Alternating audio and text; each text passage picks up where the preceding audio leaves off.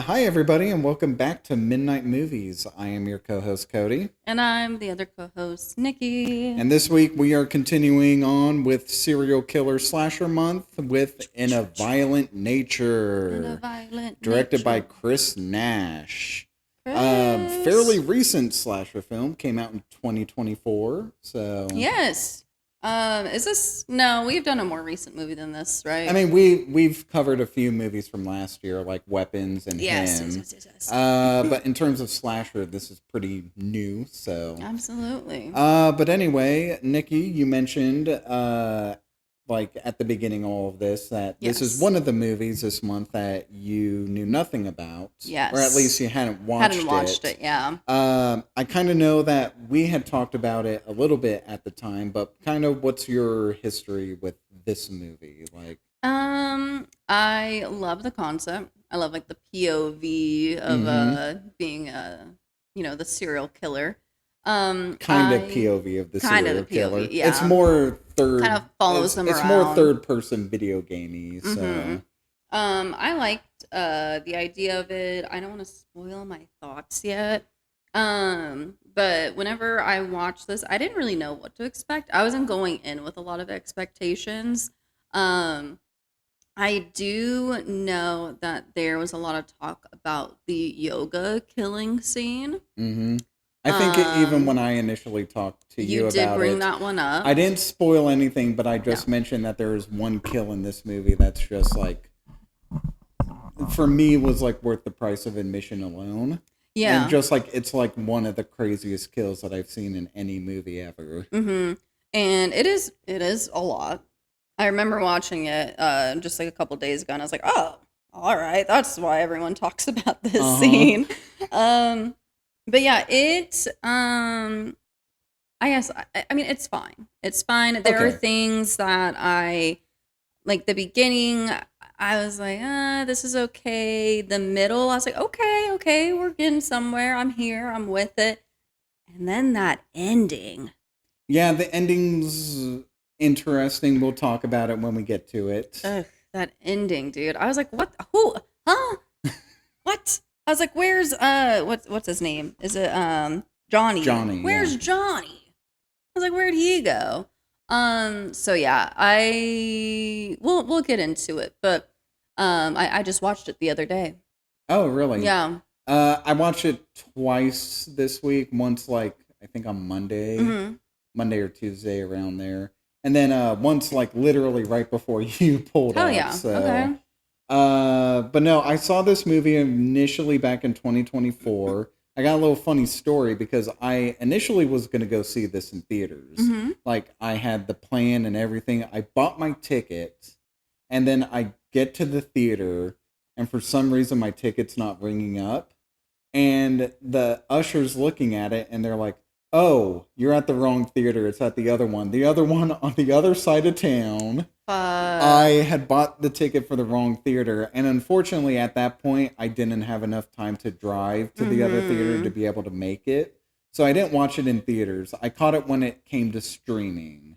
Okay. And so I rented it and watched it that way. I kind of appreciate it more like watching it on streaming than in a theater because I have no idea if I would have been able to stay awake at the time if I had seen it in theaters. I feel like this is because there's some movies that you watch and you're like, this would be really good in theaters, and then there's the other side where it's like, I would prefer this to just be me at home, just watching. Yeah. That being said, there's like some great sound design in this movie that I think a theater experience would have been really cool. That's one of my favorite things about this movie is that there's no music.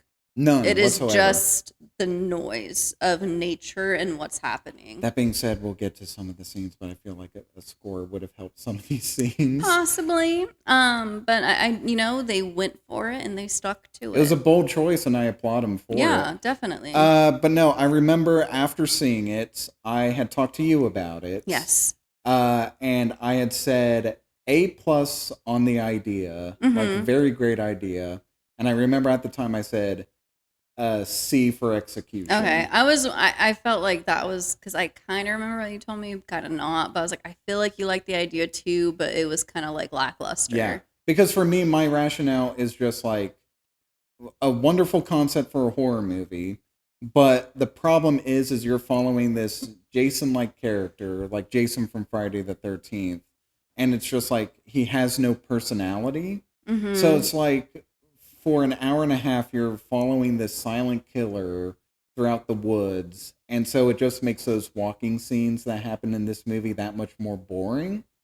Yeah. And it's like it becomes hard to watch. I'm never exactly bored during this movie, but there are times where it's just like, can we get a little bit more? Can we like cut down some of these walking scenes? Well, if they did, then they wouldn't have a movie. Yeah, that's true. Because it would have been super short if they cut down anything. That being said, like for this time, it was the first time I've watched it since I saw it back in 2024. I gotta say, I've kind of switched a little bit. Okay. Where it's like, I feel like that there's a dark humor in this movie that if you're very familiar with the slasher genre, I think kind of elevates this a little bit better. We'll get to it. There's certain scenes where it's just like, they're very much aware of like the slasher genre in general, especially the Friday the 13th movies, because essentially this movie is just Friday the 13th, but with Johnny instead of Jason. God damn, that's just gonna happen, isn't it? Yeah. Sorry, there's still guys. There's fireworks going on out back. So July. It's It's not even July. It's June, but y'all know how it is. Yeah, everyone always sets out fireworks so early. I mean, right now it's just sparklers and shit going off. We don't have the big ones. The big booms, yeah.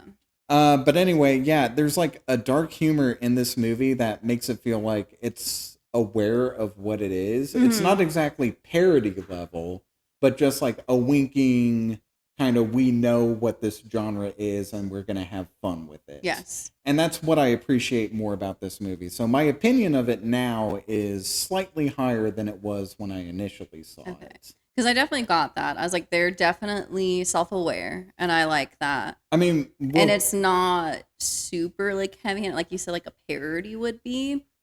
But, like I said, they had me, man. They had me, and then that fucking ending. Yeah, the ending is going to be what makes or break this movie for you. You were telling me in The Strangers, the last one that we did, last episode, we just recorded like 2 seconds ago, though. Yeah. But you were saying how, like, with that movie, the credits, like, they, like, you know... Stretched it out to pad the exactly. runtime, yeah. That conversation at the end, talk about padding. Yeah. I said, good Lord. We'll get to it, but there's, like, a good stretch of, like, maybe 10 minutes at the end of this movie that it's just, like, if you're not... So nothing. It's something, but it's not enough, is what I'll say. It's too much and then not enough at the same time. But yeah. But no, like there are things about this movie that I really like that for me kind of elevates it more than what my initial thoughts were. Like I'm going to compare this a lot to Friday the 13th. I feel like this is one of the better Friday the 13th-y kind of movies. Yeah. Especially like compared to that remake. I don't know if you saw the Friday the 13th remake from 2009. I don't think I have. Okay. Possibly. Like, literally the plot line with, like, the locket is taken straight from that movie. Oh, for this? Yeah. It's pretty much almost beat for beat that movie. Yeah. So, just from the killer's perspective and not the campers or whatever. Yeah. So, yeah, that's kind of my general thoughts. Of In a Violent Nature. Like, not a perfect movie, but, like, I enjoyed this a little bit more. I'm not mad at it. Okay, fair enough. I'm not, I'm mad at the ending, but, I'm not. I mean, we'll talk about it when we get into it, which I guess we can now. So we can do that right now. Spoiler alert from here on out. Yes, we're going to get into In a Violent Nature. So the budget was $600,000. Oh, you actually have a budget number? Yes, I had to look it up on, I think it was on IMDb, but it was not IMDb. Yeah, IMDb. I always get the because letters it's a mixed database. Up. Yes, yeah. I always get those damn letters That's fine, mixed up. So do I. But the box office was, I can't tell if that's 4 to 6 million or 4.6 million. I think it's 4.6 million. Okay, good.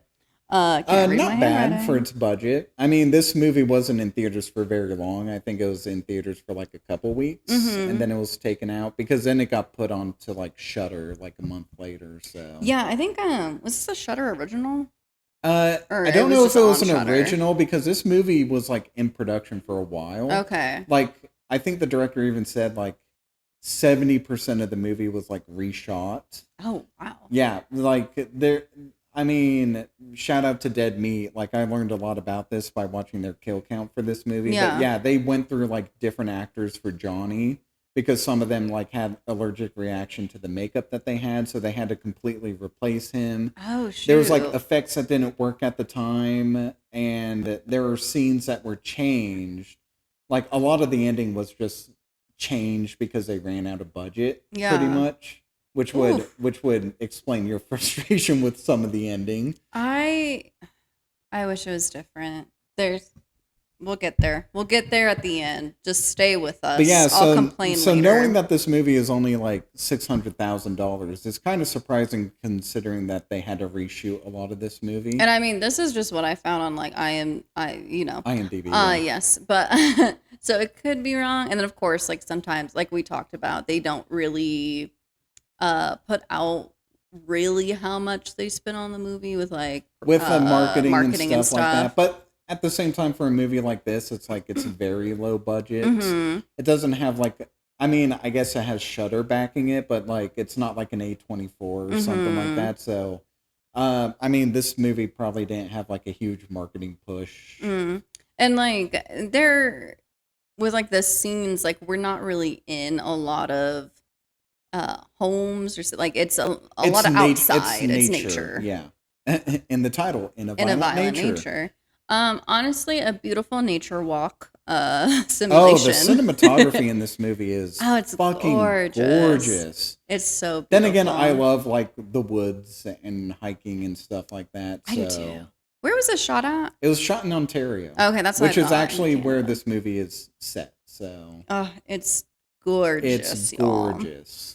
But yeah, okay, so we're gonna go ahead and get into it. Mm-hmm. So the opening scene, there is a necklace, little locket. We get like a little shot right there beforehand, like when we're doing all the like producers and stuff like that. We hear audio of just someone walking, which is very much foreshadowing what this movie is going to be. It's going to be a lot of walking. Y'all. In fact, in my notes, I note down just like Johnny walking or just like more of Johnny walking. Yeah, I think like Johnny takes a stroll again. Yeah.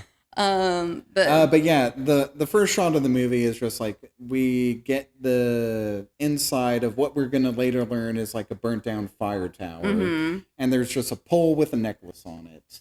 And we hear teenagers in the background. We never see them, but they're kind of just like, they're kind of explaining why they're there. They're having a little party. One of them explains of just like, this is kind of a burial site for the White Pines slaughter that happened like a few decades ago. Yes, they do bring up the White Pines slaughter. Our little just snippet of what's to come. What I love about this movie, because it's so like in the like killer's POV. Yeah. It's throughout this movie, whenever the teenagers are introduced, it's like a whole second movie that's going on. It is, yeah. And we only just get a glimpse of it just here and there. Just little snippets. Yeah. But they also, it plays a bigger part, kind of. And what projects the story forward. Because there's like a love triangle that's going on in this movie that we never fully get anything from, because like why would we? We're from the killer's perspective. It is fun that we get it from this perspective because we just know as much as Johnny does. Yeah. And Johnny's probably isn't really even listening to these Johnny kids. Probably doesn't give a shit. No. Like he's hyper focused on this necklace. Yeah, like he needs it because he's hyper focused on this necklace because one someone of the takes it. One of the boys takes the necklace. Which one takes it? I didn't really write names down here because I wasn't really preoccupied with the names. I think it's Troy who takes it. It is Troy. It's freaking Zac Efron from High School Musical. Troy. Imagine him. Can you imagine if Zac Efron was in this movie? It's the necklace that Troy gives Gabriella that has a T on it, and she says T for Troy, and he says yeah. That's the necklace that he took. No, T for try again. Try again. But no, this, like I mentioned earlier, like this necklace, the locket, is like straight from the Friday the 13th remake. Mm-hmm. In that, Jason also has like a locket that he got from his dead mom. Mm-hmm. And like a part of the plot is just like someone takes it and then it like summons Jason to them and it, like he tries to retrieve it from them. Okay, so basically Yeah. I kind of feel like the director Chris Nash may have seen that Friday the 13th remake and was just like, I'm going to take the piss out of it. He said, but what if it was from Jason's viewpoint? But what if it was a better movie than that Friday the 13th remake, because that one's hot garbage. He's like, hold on a second. But yeah, they take the locket, which, by the way, who just takes a random locket out in the middle of the woods? Some teenage boy who's trying to impress his girlfriend. I mean, at the same time, it's like, why, like, I wouldn't, if I'm out, like, at a park or something and I see, like, a random thing on the ground, I'm going to leave it there because I don't know what diseases are on that thing, how long it's been sitting there. It's like our little pouch. We have our USBs. Yeah. And Jade's like, I found this on the floor. I found this. I remember when I told you that you're like, did they clean this thing? I was like, I didn't ask. Jade, let us know here. Jade, please let us know if you cleaned that thing. He's going to be like, hell no. Hell no. You guys got hepatitis now. Hey, we've had it for a while. It's fine.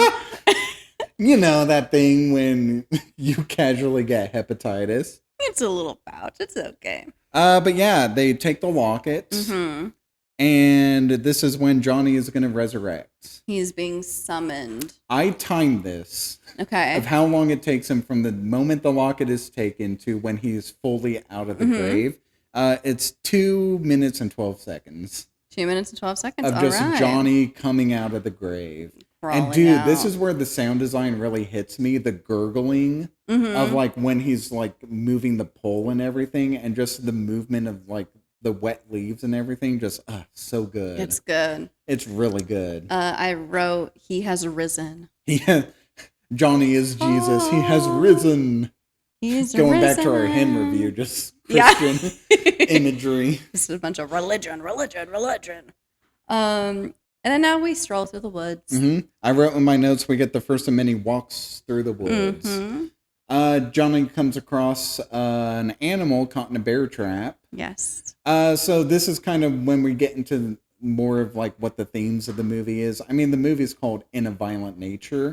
Initially, the movie was going to be called Sleeping Animal. And it's basically emphasizing that Johnny is essentially a force of nature or a wild animal in and of itself. I think him seeing the dead animal down there is just kind of like, there's a disturbance in these natural order of the woods. So now I got to be the balance to correct it. Okay. Sort of thing. So that's kind of the significance of him seeing this dead animal. We don't really know what it is. I think it's like a coyote or something like that. Yeah, I feel like possibly people were like assuming it was a coyote or something. Yeah. I feel like it might be a parallel also because like didn't he die because he was like trapped in yes, they trapped him in there. So I'm like, it could be like a parallel to that. Like he died being trapped there. This poor animal died because he was trapped in the bear trap.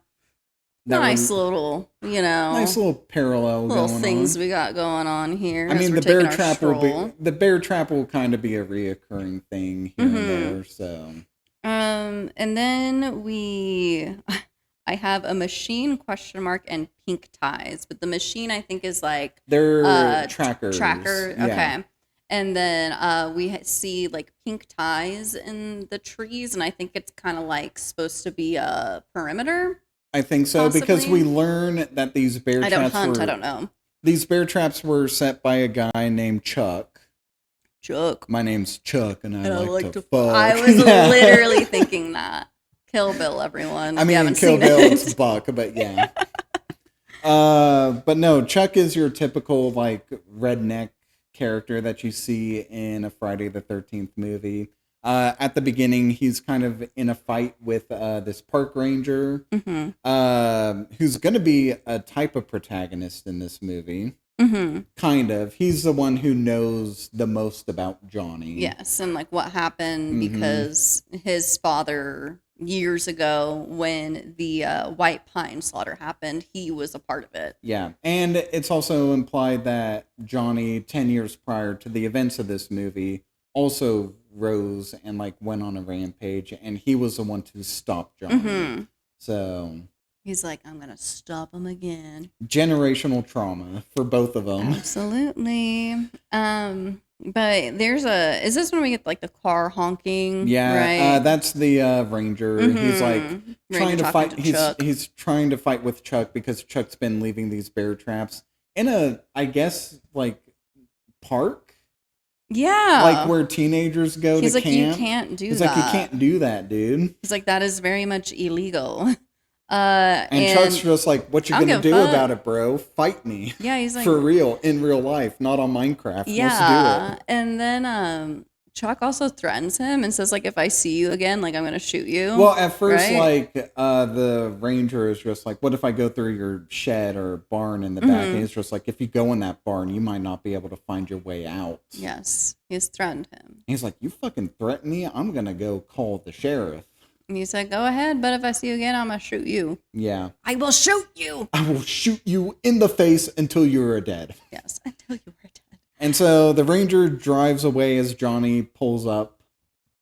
The whole time Johnny is walking towards them as they're having this whole argument. Conversation's going on in the distance. Background. Yeah. This entire movie, for the most part, we're just going to be like right behind Johnny as he's walking. And again, this is another glimpse into just like, we got another movie going on in the background, but we're following Johnny. We're just only going to be in it a few times. We're just walking with Johnny, guys. Yeah. It's fine. But Johnny pulls up as the Ranger's pulling out, and I put in my notes of just like, the Ranger didn't see Johnny.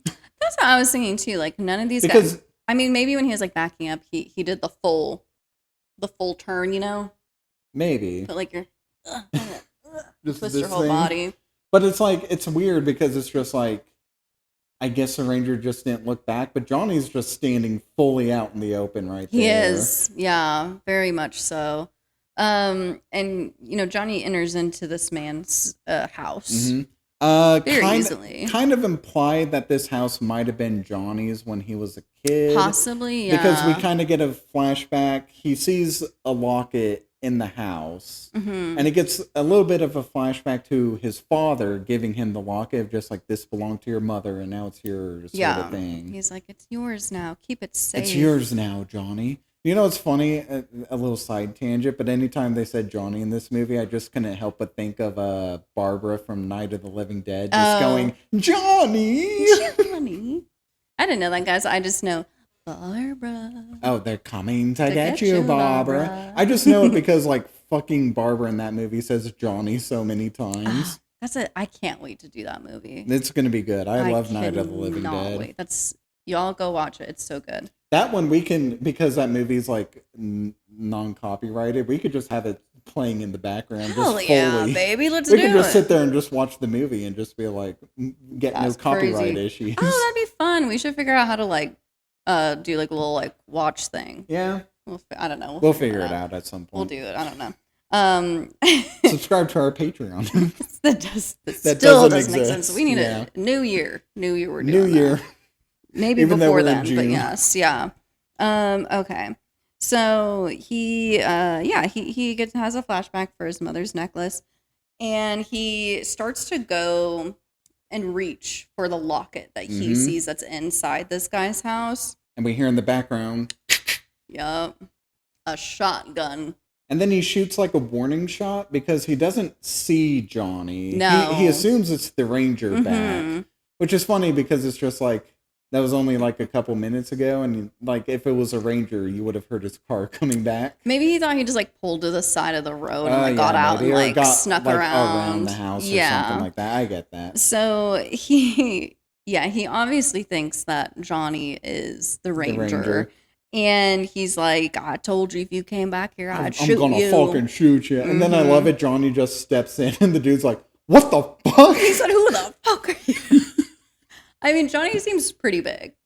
Well, not only that, but we'll see his face later on in the movie. We don't Well, yeah, see 'cause it he now, doesn't but have he's his got mask he's got a yet. very fucked up face. So. Well, that's not very nice to say about Johnny, but yes, his face is a little... I'm just saying, Johnny's been dead for 70 years. He's gonna have a He pretty doesn't look fucked the up best. His skin's a little messed up. You look pretty good for a corpse that's been decaying over 70 years. Just saying, he kind of does. He possibly was burned, because we talked about it was like the burnt down like watchtower. Did he get caught in that? I don't think so, Okay, because I like didn't the know way if I was, like, the way Johnny dies is prisoned. just he fell from the tower and snapped his neck. Oh, is that it? Okay. Yeah. I didn't know if like they burnt the whole tower down like after he passed. I don't know if they like... ever explained when the tower was burnt down. Okay. It might have happened during the 2014 massacre. Okay, the next because I don't one. think they ever mentioned during the White Pines massacre if they ever burned down the tower. I don't know. But Johnny, you know, he looks. He just needs some moisturizer. It's. I mean, I guess so. Yeah, he's Maybe doing he his needs best. to get some skin patches Yeah, somewhere. Johnny's love. He needs to He's get doing a great. lip job too. He's fine.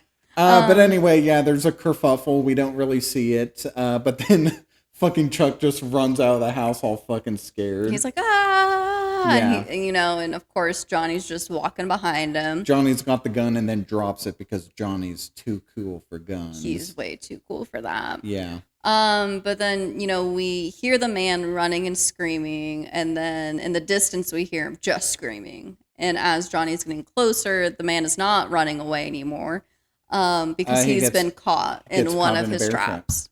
Oh no! You're caught in a bear trap. Shia LaBeouf, the song? No. Yeah. I thought you were like you're caught and the consequences or No. I was quoting the actual Cannibal Shia LaBeouf song. Oh no, you're caught in a bear trap. Dude, that was a long time ago. That was a long time ago.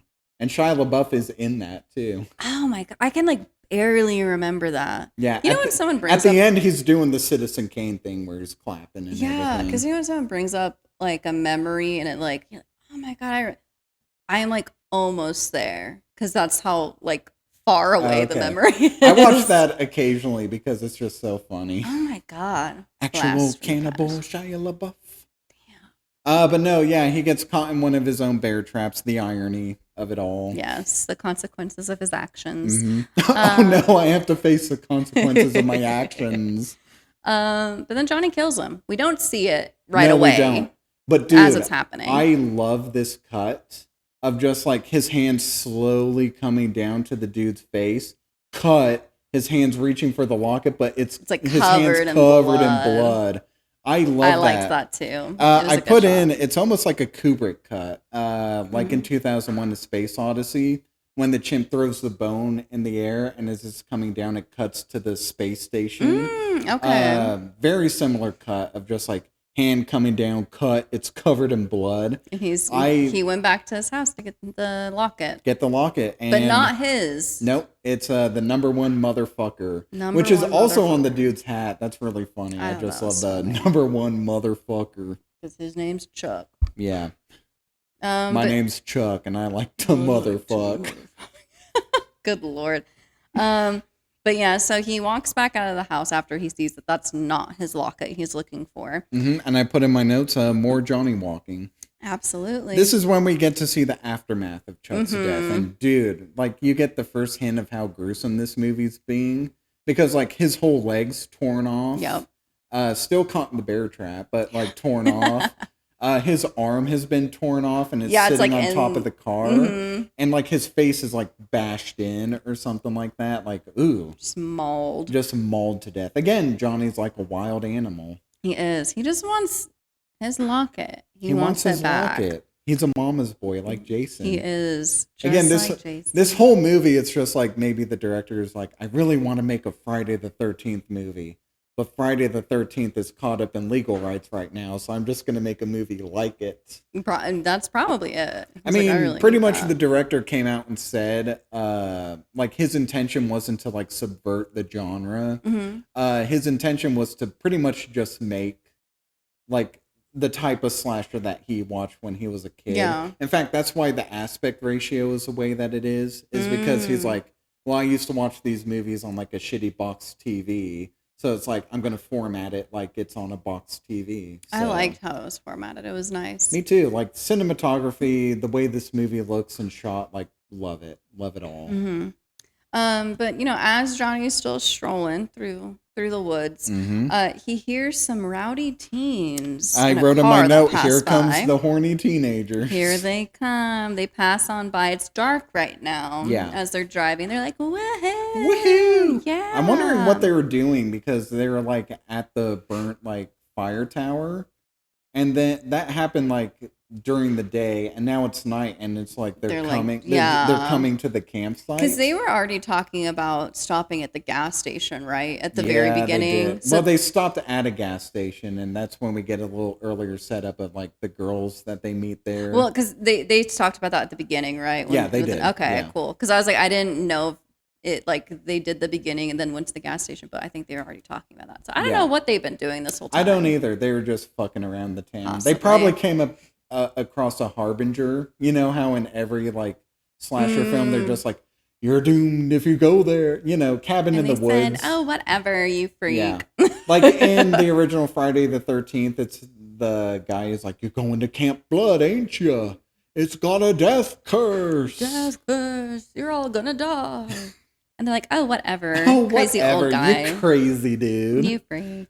We're gonna be fine because we're teenagers. We know We're better never than you. gonna die. Nothing bad will ever happen to the Kennedys. That's funny.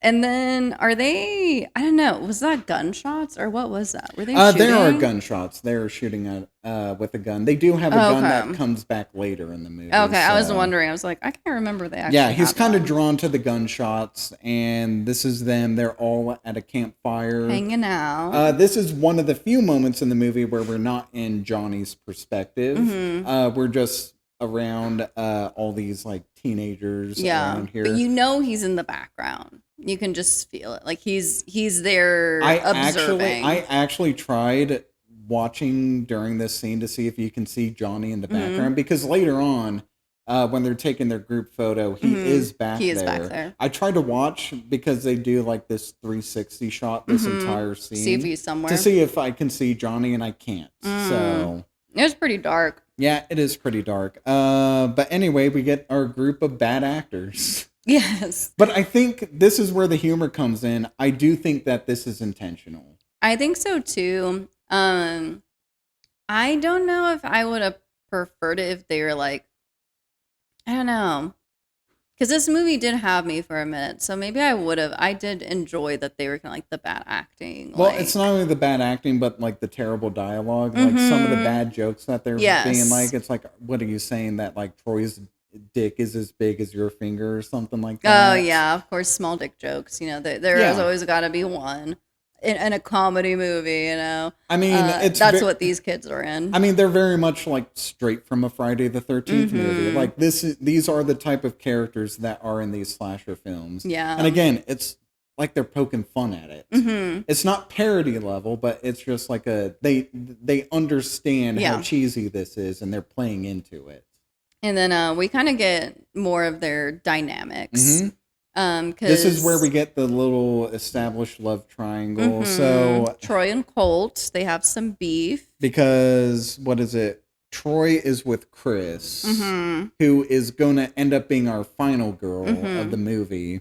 But it's hinted that Colt also kind of has a thing for Chris. Yeah. Because, like, they kind of have an awkward moment where, what is it? Troy is just like, yeah, my girlfriend is funny. Isn't she, Colt?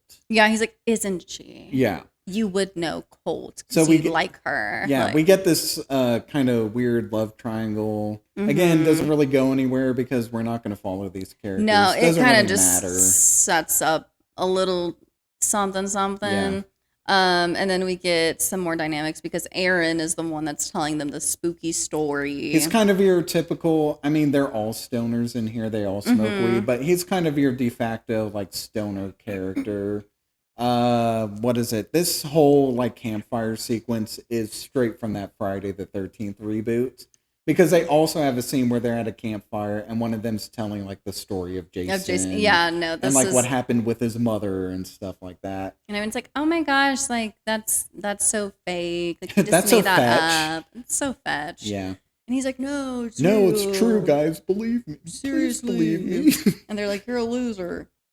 But no, again, it feels very much like the director's kind of taking the piss out of that Friday the 13th remake because I also hate it. So, I thought this quote was funny because one of them says after Erin's done telling the story of Johnny, she says, "Come on, soft serve. What's the story?" Or I guess it was before he said it. Okay. Which I was like, soft serve.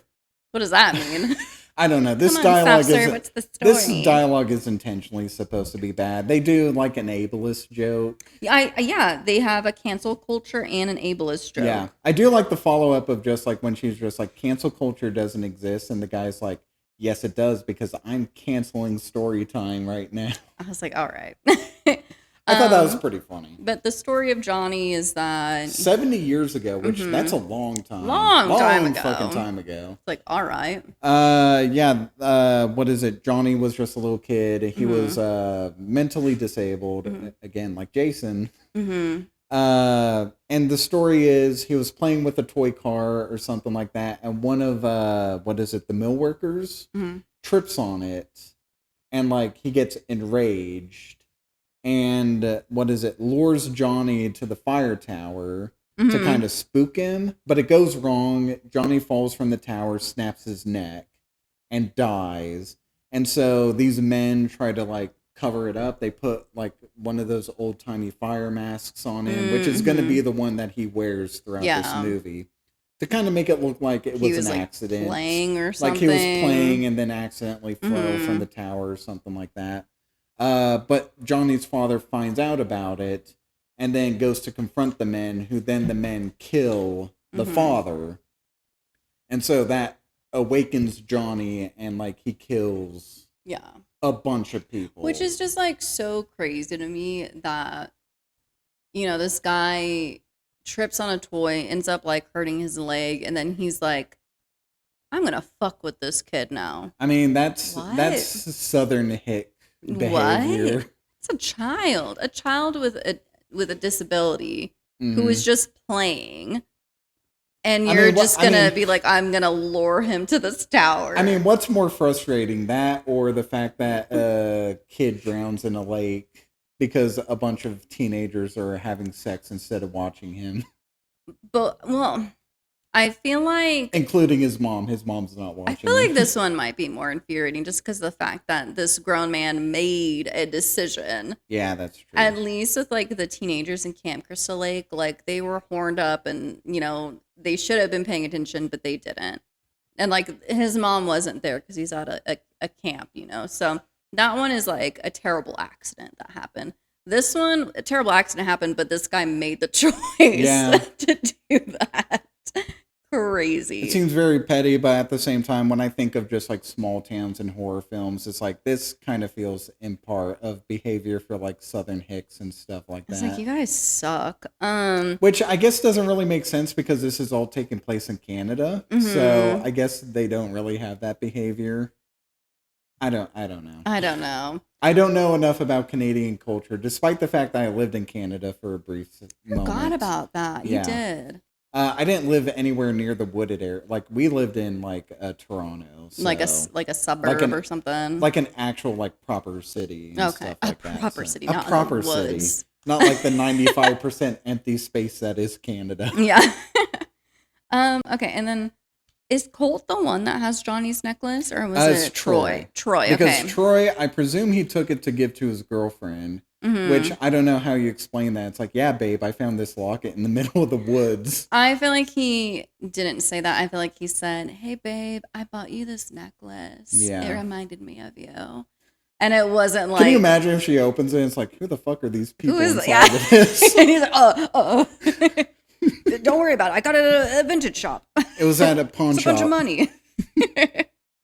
But it would have been funny if he told me, it's like, yeah, I found this in the middle of the woods. Like, I imagine that Chris would have the same reaction that I did to that bag of just like, did you wash this before giving it to me? Chris seems like she would be cool with finding stuff in the woods and wearing it. Yeah, I guess so. Yeah. We don't know much about. We never really learned too much about these teenagers. I wish I knew less about Chris, but we'll talk about that later. I mean, fair. And then they continue to talk about the slaughter and how there's a cover up. And then it's group picture time. Group picture time. Selfies. Selfie, everyone get in the picture. And this is actually a very creepy like moment of Johnny where it's just like they're all taking the picture and he's just standing there menacingly. That's 2 podcasts in a row that we did that joke. If y'all didn't listen to the last episode, listen to our strangers episode. We also make that joke there. I bet a couple of these jokes didn't both because I can imagine with the 2 minutes apart. I can imagine with like the burning. It's been a while since I've seen the burning, but I imagine there's probably a moment in that movie where it's been a minute since I've seen that too. And then I'm pretty sure that there is a moment in Zodiac that we can make that joke as well. I can't wait. Buckle up. Buckle up, everybody. It's our slasher month. Look forward to that. And then also toxic masculinity mentioned. Oh, yeah. Because this is #relatable. I guess so. But it's, again, they're poking fun at it. Again, so this is just like a copy of what people think teenagers are. Just like any slasher film. So. And then also, we get an explanation during the scene why they never call the cops. They don't get reception out of here. Oh, did they mention that? Yeah, because like it's Aurora who's the one who's getting the group photo, and she's like constantly like has her phone in her hand and stuff like that. And one of them says like, "Why do you keep fiddling with your phone? You know we don't get reception out here." So, okay. Explanation as to why none of them call the cops is because they literally can't. They cannot. They're out in the middle of the woods. Yeah. Off the grid. Off the grid, kind of, sort of. Not really, though. But Johnny finds a weapon. Mm-hmm. This is called a... I wrote it down differently. It's a hand... Like, I wrote in my notes handsaw ? But it's got a different name. Okay. I can't remember what it was called. It's like a draw knife. Okay. Essentially what it is, it's used for carving wood. Oh, okay. So, to give a visual for... people who are watching this, Jade, put up a picture right here of what a draw knife is. But basically, it's like a long blade with like 2 handles on the side of it. And again, it's for like carving wood this way, for woodworking and stuff like that. Where does he find this at? I didn't write that down. It's hanging at a shed that's just kind of nearby. Because he walks away again. Yeah. And then finds this weapon. He does some more walking, surprise. Whoa. And in this scene, we're going to do something completely different. Johnny is going to walk. I would have wanted him to, like, skip. What if he, like, skipped? It would have ruined the tension of anything that happens, but it would have been pretty funny. Oh, my gosh. Sorry. Are you good? My allergies are hitting me right now. I mean, it is June or July if you're watching this or listening to this. And it's like my eyes watered so much. Okay. It's fine. Okay. Troy's a dick, though. Forgot why I wrote that down. It's because he's kind of arguing with Chris because what is it? One of them brought along Aaron, and none of them wanted them there, which kind of makes sense. He kind of because there's 7 of them. There's 3 girls and 4 guys. It kind of almost seemed like it was going to just be 3 girls, 3 guys, kind of even. But then someone was just like, "Yeah, let's bring along Aaron," because like I don't think anyone here likes Aaron. Because, again, he's, like, your stereotypical, like, annoying stoner guy. Yeah. Kind of like the girl's brother in Texas Chainsaw Massacre. Oh, Franklin? Yeah. My go-to is always from, like, Cabin in the Woods. Stoner Kid from Cabin in the Woods. Stoner Kid, yeah. I can't remember what his name. He saves the day, though. He does. Yeah. But that movie's subverting those expectations. Yeah. This one is just, like, he is that character. He is. But yeah, I know like Troy says something like, you brought your weird friend with you or whatever, and blah, blah, blah, blah, blah. And Chris is like, you're a dick. I mean, fair. Also, at the same time, Troy thinks that Chris is like having a thing with cults. Cults, yeah. So yeah, they kind of Some animosity there. They kind of fight a little bit, and then she goes off, and then Johnny like walks around a bit more. Yeah, he's kind of walking. He's doing a little lap. He's doing around like a the little cabin that they're 360. at. He's kind of just like, audience, these are my victims. Get He's to like, know them a little bit. Look around. We get an almost topless shot, but not really.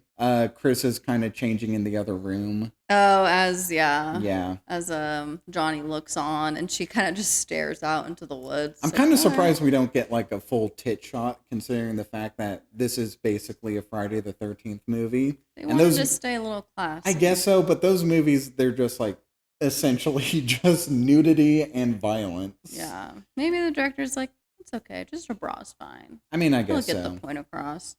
But then, as Johnny's still walking around, he catches another conversation. It's between Aaron and... What's her name? It's not Aurora. No, it's Brody. Brody. Brody's just kind of sitting there, kind of getting stoned. Not seeing Johnny, who's standing right over just there. In the distance. Like no peripheral vision. Hey, she's smoking it up. I mean, I guess so. Would smoking weed like cause you to not see? If anything, it might cause you to see things that aren't there. Yeah, fair enough. So, because I know some people get like super paranoid. Okay, fair enough. Yeah. But yeah, she just doesn't see Johnny, even though Johnny's clearly right there. Again, I think that's very intentional because characters in Friday the 13th movies, like, they don't notice the obvious that's going on.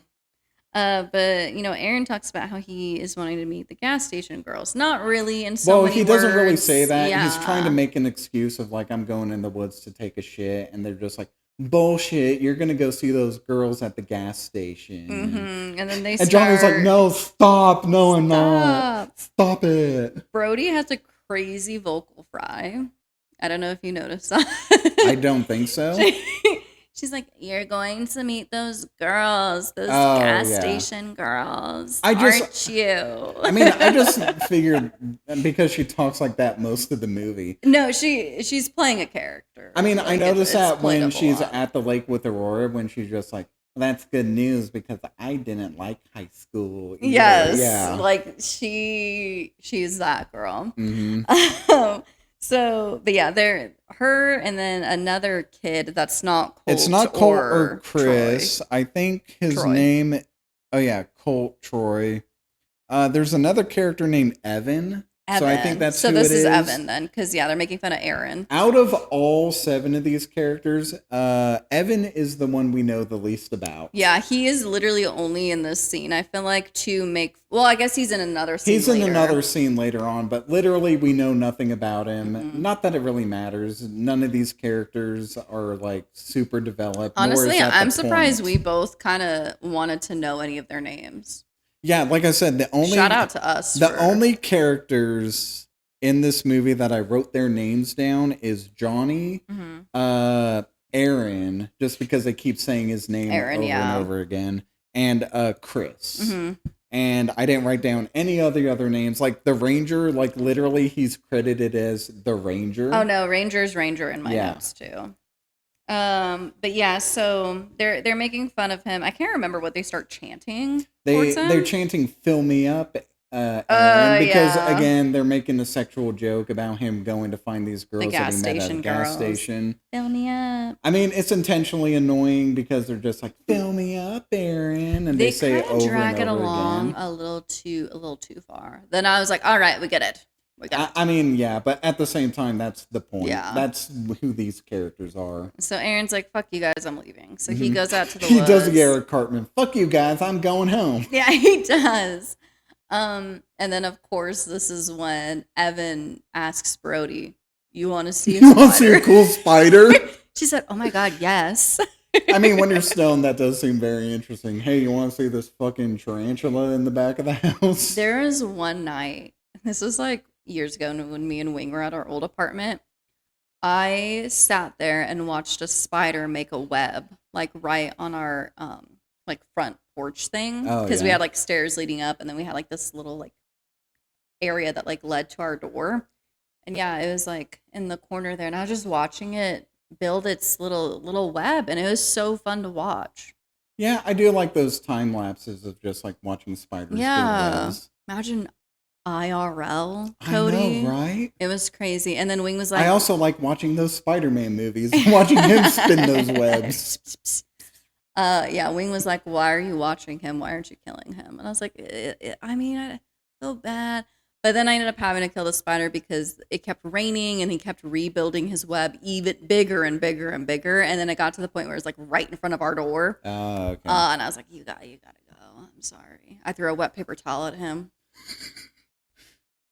I did, like a softball. Oh. You didn't do the teenager thing of just like getting a can of Axe body spray and spraying him? No. Not only does it not kill it, but now he smells like a dude from the locker room. We didn't know what to do, so and I didn't want to like kill him. I just wanted him off, so I just threw a wet paper towel at him. I mean, fair enough. Wadded up in a blunt. Yeah. It's okay. I'm sure he's fine. Anyways. But I love that. Just like, you want to go see this cool spider? She said, "Oh my god, yes." Oh my god, yes. Because I mean, what else are you going to do in a cabin in the woods with no cell phone reception? Yeah, it's like I'll go watch a cool spider. Mm. But anyway, this is actually when we get the topless. Yes, scene, this part. because Johnny's walking around, but when she like closes the curtains, which I'm surprised she didn't do that before taking her shirt off, but whatever. I mean, she's probably assumes no one's out in the woods watching her. Yeah, but I would still not take that chance. Yeah, understandable. Yeah. But that's when like we see Aaron. He's in the back lighting up, I guess, a blunt. Okay.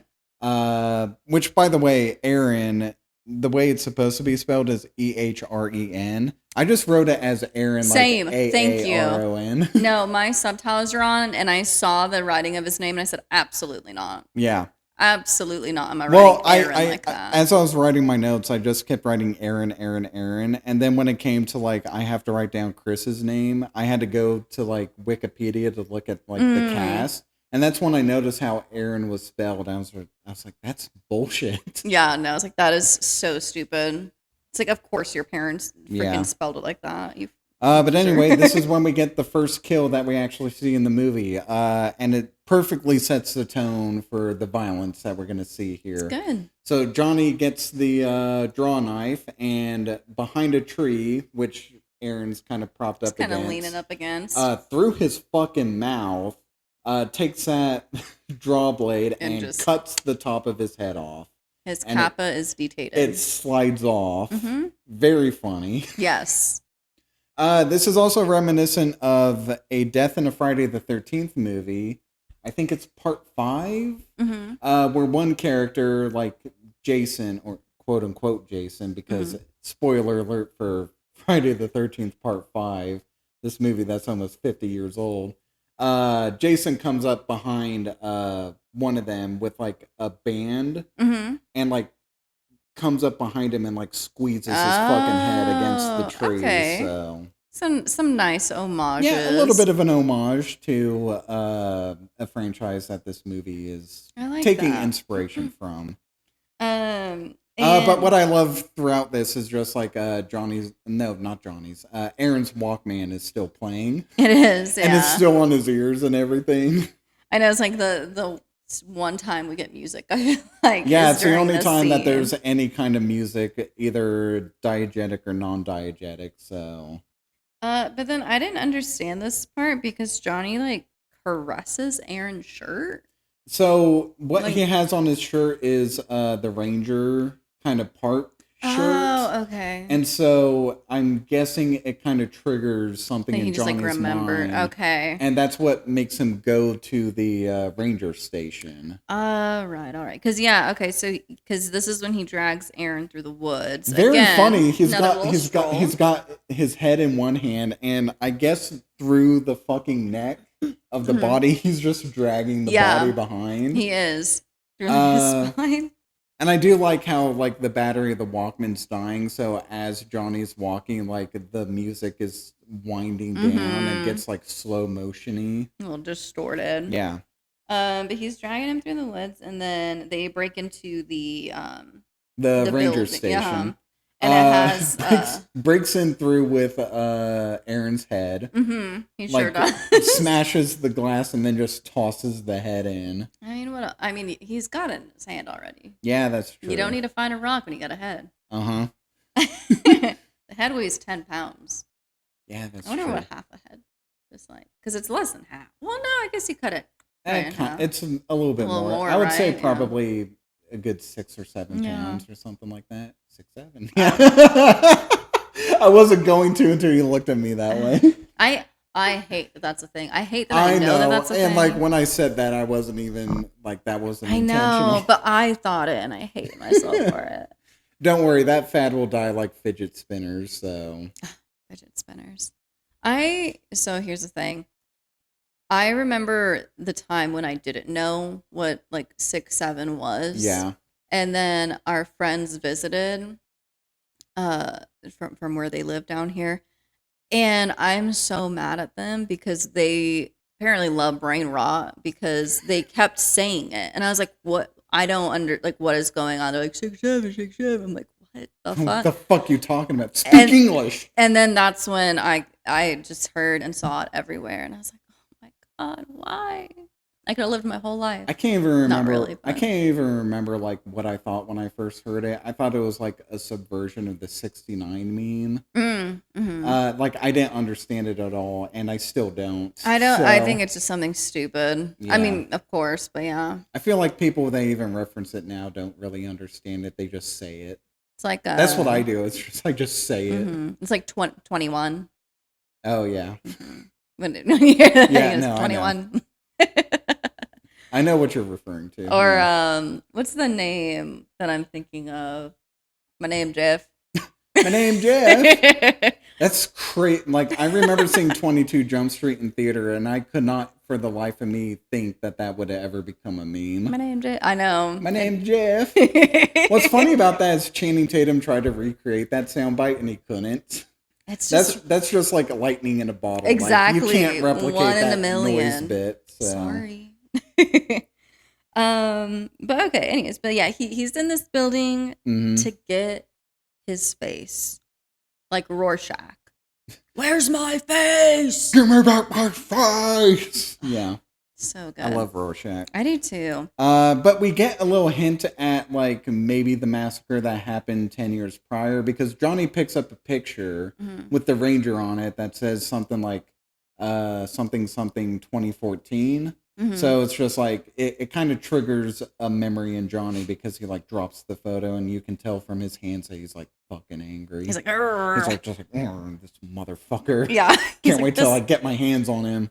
Just, but this is the moment where it's like, now I know that this movie is like a dark comedy because he fucking grabs Aaron's body and like he finds the mask that he wants and like the axe and the chains. He grabs Aaron's body and just fucking throws it into the glass to break it. And I was like, oh, this movie's fucking hilarious. like I said, it had me. It had me, you guys. Just fucking wait until it doesn't. I'll tell you. I can't wait to complain about it. But I just love the ragdoll of just the body just...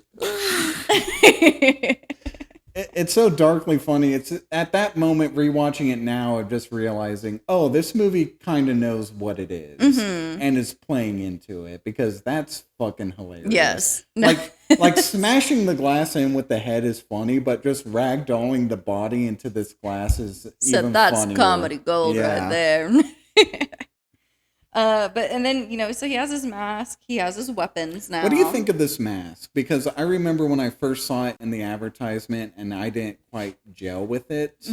But nowadays it's just like, actually it looks pretty sick. I actually kind of like this mask. Of pick number 3, my lord. Number 3. Number 3, my lord. Yes. Or whatever. Oh yeah, he holds up the number 3, my lord.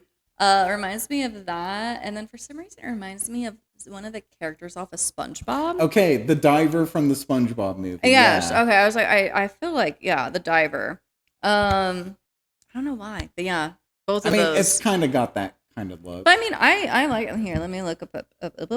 Yeah, Jade, put up a image right here of Johnny's mask. Despite the fact that I have the Blu-ray right here that has his mask. I mean, yeah, it's good. It's a pretty cool mask. I don't mind it.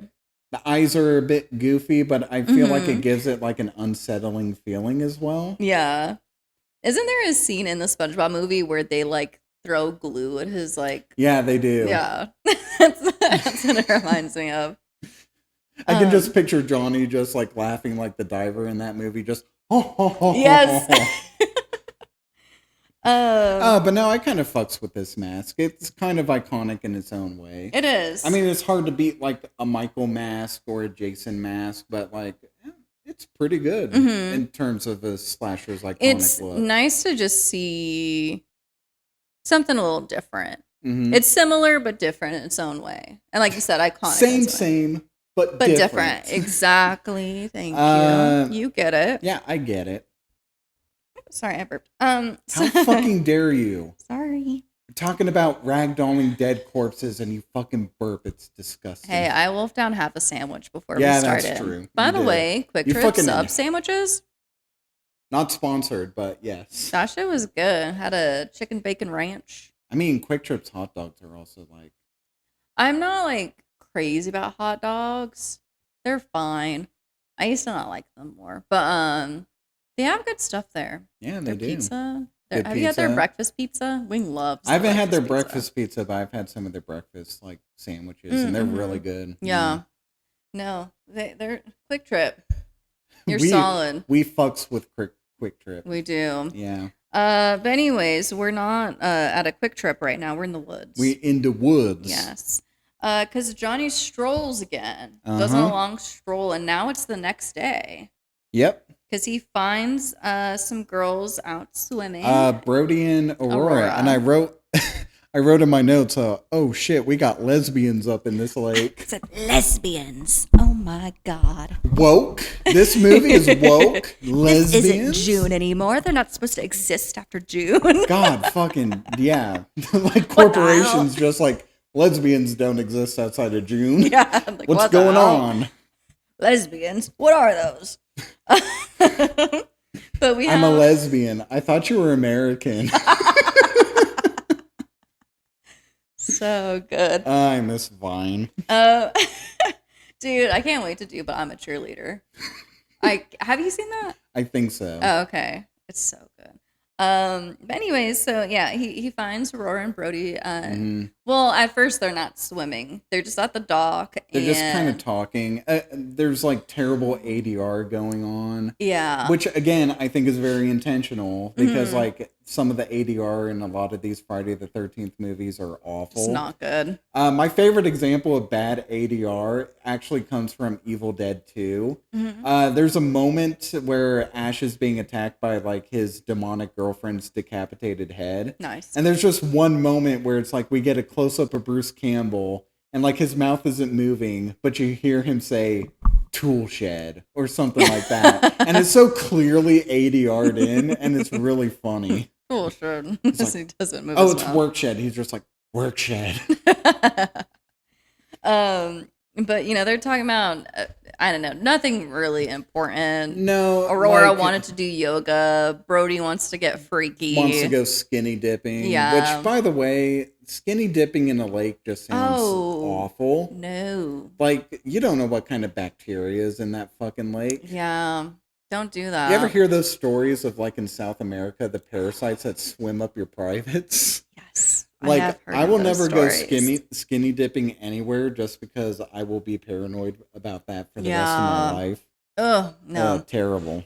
No. Wear a bathing suit or clothes when you go swimming. I mean, technically, Brody is wearing, like, She's wearing a cover-up, She's wearing cover-up. Again, we don't get full boobs in this. No nudity. No nudity for some reason. You horn dogs. Cody's like, where's it at? I'm just saying, if you're doing a Friday the 13th-esque movie, you kind of got to do it. It's funny. The horror podcasts I listen to, they always do a boob count at the end as well. Because almost a lot of horror movies have.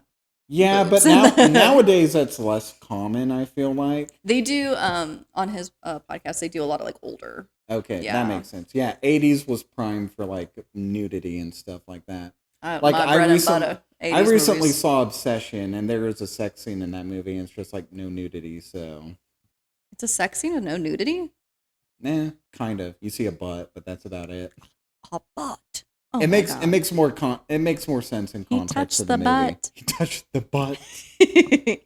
Didn't think there'd be a Finding Nemo reference in A Violent Nature. That's actually kind of crazy. Anyways. I mean, at the same time, we referenced High School Musical twice in The Stranger, so who knows what kind of references we're going to bring up.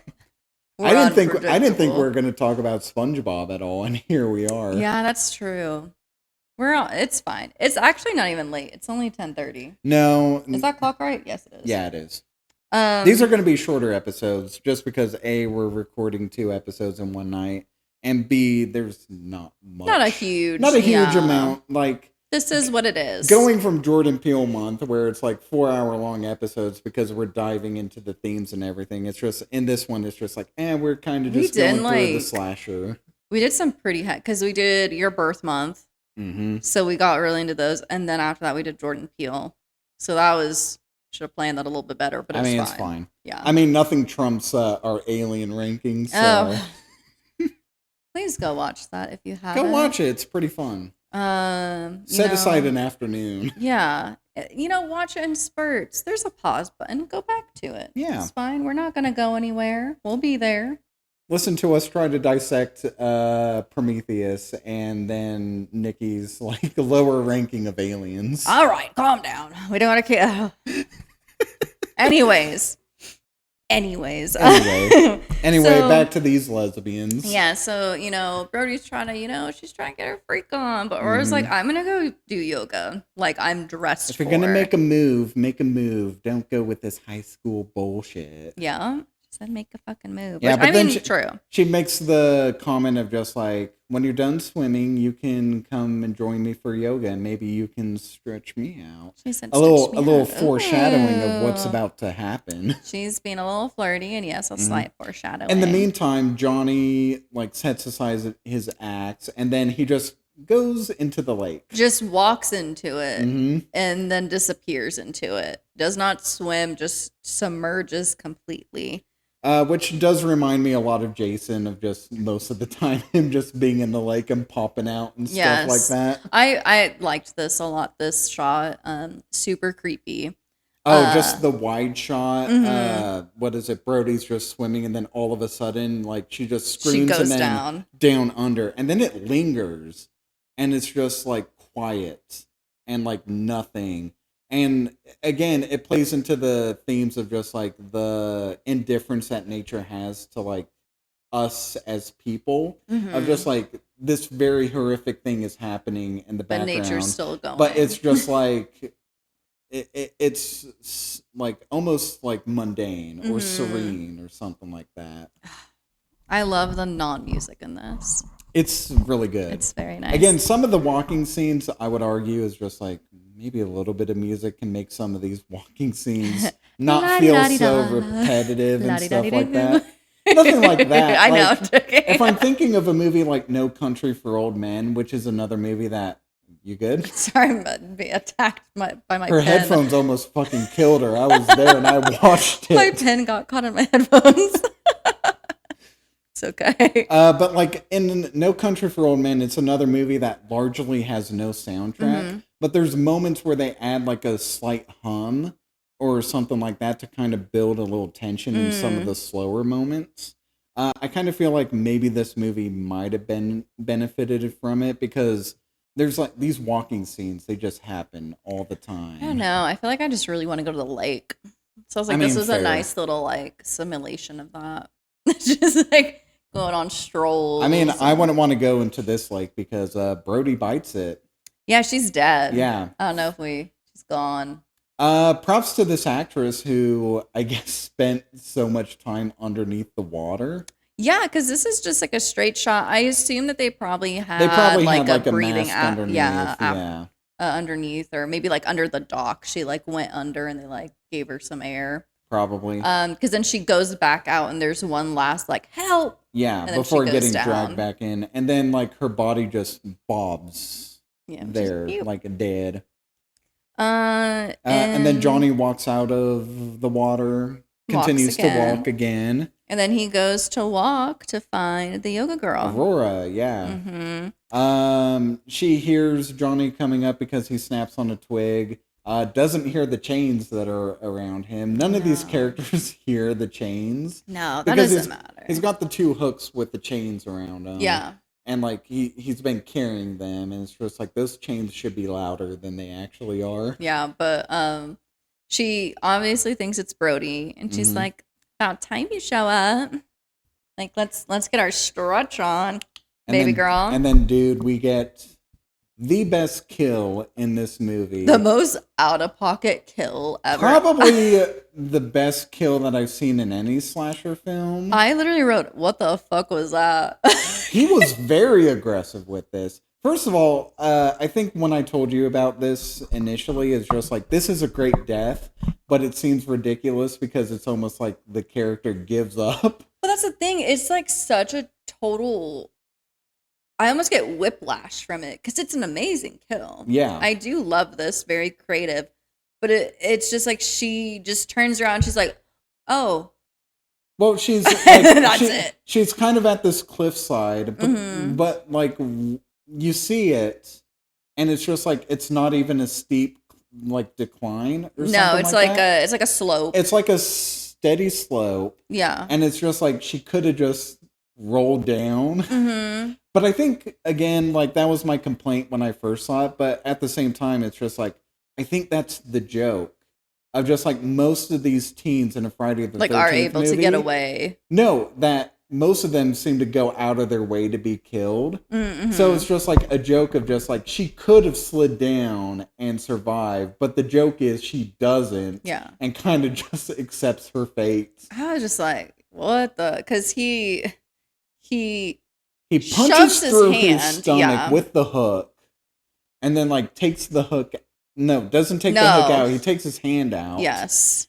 She turns around to face him. He takes the hook, jams it into her head, and then proceeds to fucking pull her head through her stomach. Yeah, like making her kind of like arch back and then through her stomach. Fucking wild. Insane. I do love watching the behind the scenes of this, of how they filmed it, of just like she has like a prosthetic around her stomach for like the hook and everything. And then there's just like a dummy for like the head snapping. There's like another dummy with like tubes like put in through that it for have the blood splurting out and stuff like that. It's a really fun, like practical, and all of this is practical. And you can tell. You it's can tell, very nice. like the practicals, they do look kind of fake at points. Especially when the head's going through the stomach. Well, it's hard to make that look real. Yeah, but again, I think that's a point. You watch a Friday the 13th or something like that, and it's just like most of them look bad. Yeah. That's the point. That's the joke that this movie has. It's like, it looks bad. Looks a little silly. But like, yeah, this is an incredible kill. And I love the aftermath of just like Johnny pushes the body down the cliff and it stops halfway. I love how realistic that is because I feel like in other movies they would just like show it like continuing down. Well, but apparently it was supposed to continue all the way down, but like in real life it stopped halfway through. Well, I feel like that's what would happen in real life. And the director was just like, "That's pretty funny. We're just gonna go with that." No, I like it better because it was more realistic. Because Yeah. I feel like I would have thought it was like too goofy if it like kept rolling. And but again, the fact that it stopped, I was like, that's kind of funny. And again, it emphasizes that she could have jumped off and had been fine, but yeah, again, it's a slasher film. This character's gonna kind of go out of their way to be killed. Mm-hmm. Now there's another stroll. Yeah, and I think this is stroll count. Put a stroll count up here, Jade. I meant to look up like how much of this movie is actually like just Johnny walking. I'm pretty sure it's like about half. I was gonna say it's probably about half, yeah. But this is like the longest walking one because Johnny retrieves his axe. Yeah, he goes all the way back to get his axe because remember he doesn't cut through the lake or nothing. He just goes straight back for his axe. What an asshole! What an asshole! You know, Johnny's just being Johnny. Mm-hmm. But then as he's strolling again, he has his axe. He's strolling through the woods. All right. Walking through the woods. Stepping on the beats.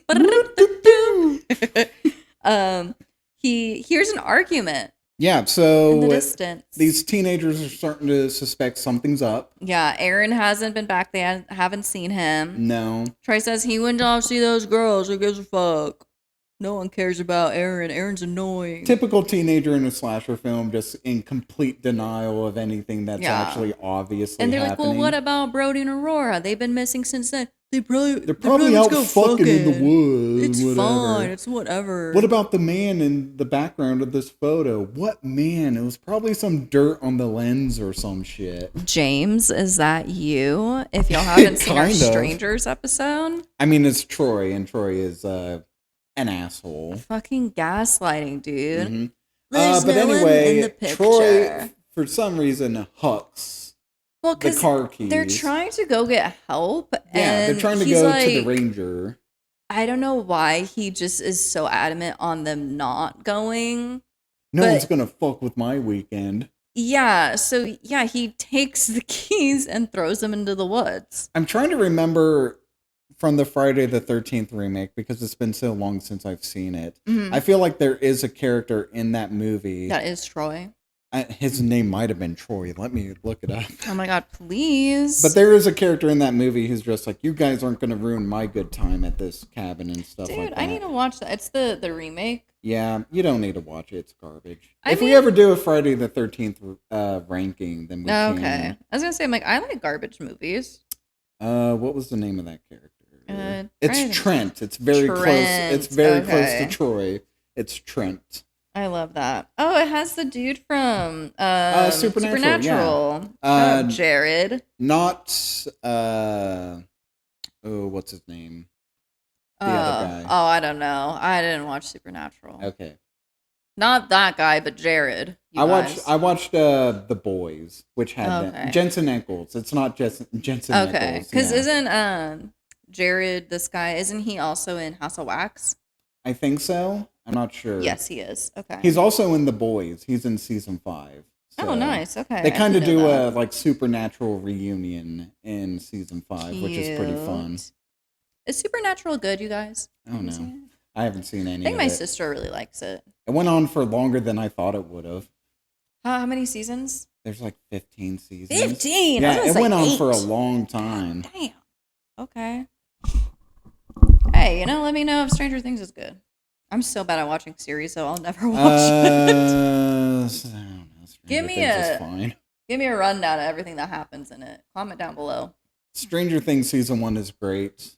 Everything after that is take or leave. Stranger Things or Supernatural? Oh, I was saying Stranger Things. Okay, I thought you were still okay. I don't know anything about Supernatural. Did I say Stranger Things? Yeah, you did. Oh, I meant Supernatural. Tell me what happened in Supernatural.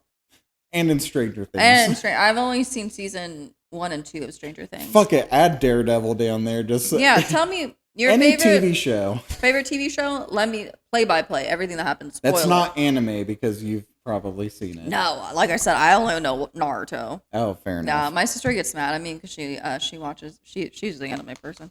She already sent me a bunch of movies that we should watch for our Japanese animation month. Ooh, okay.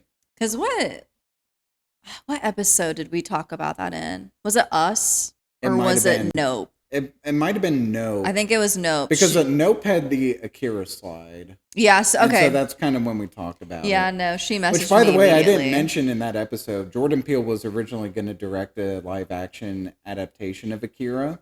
But that kind of fell through, so that's kind of why they had the Akira slide in that. Is his little, I still want to kind of do this. So I'm just going to put that in there. But now my sister, she's always trying to get me to watch different animes, and I'm like, yeah, maybe. Fair enough. She's like, you just always watch Naruto. I'm like, what'd you think of the movies that we did have in there, like Ghost in Shell, Akira, Perfect Blue? I'm gonna see which one she told me to add. I added it to it. The Boy and the Heron. I think she wanted to do, was it Redline or Perfect Blue? I think Redline, because I think I mentioned Perfect Blue because it's I really want to see it and I haven't, and it would give me the perfect excuse to watch it. She said Redline, and then I added the only movie that I've seen that is anime that's not like a freaking Naruto or one of those movies is Wicked City. Oh, what's that? It is. I'll give you a little synopsis real quick. Sorry, you guys. Sorry, guys. This is Tangent. our anime month now. It's a 1987 movie. Again, Okay. I love an 80s movie. It's a neo-noir horror film. Ooh. Directed by Yoshiaki. I don't know how to say his last name. Some Japanese name. Known for its dark, violent, and sexual explicit content, blending sci-fi, fantasy, and horror. Okay. Based on a I'm novel. intrigued. Follows a human agent and a demon partner tasked with protecting a diplomat to renew a peace treaty between the human and demon worlds. Then they face off against extremist demons. The film is celebrated for its slick animation, innovative creature design, and influential style, despite its controversial and graphic nature.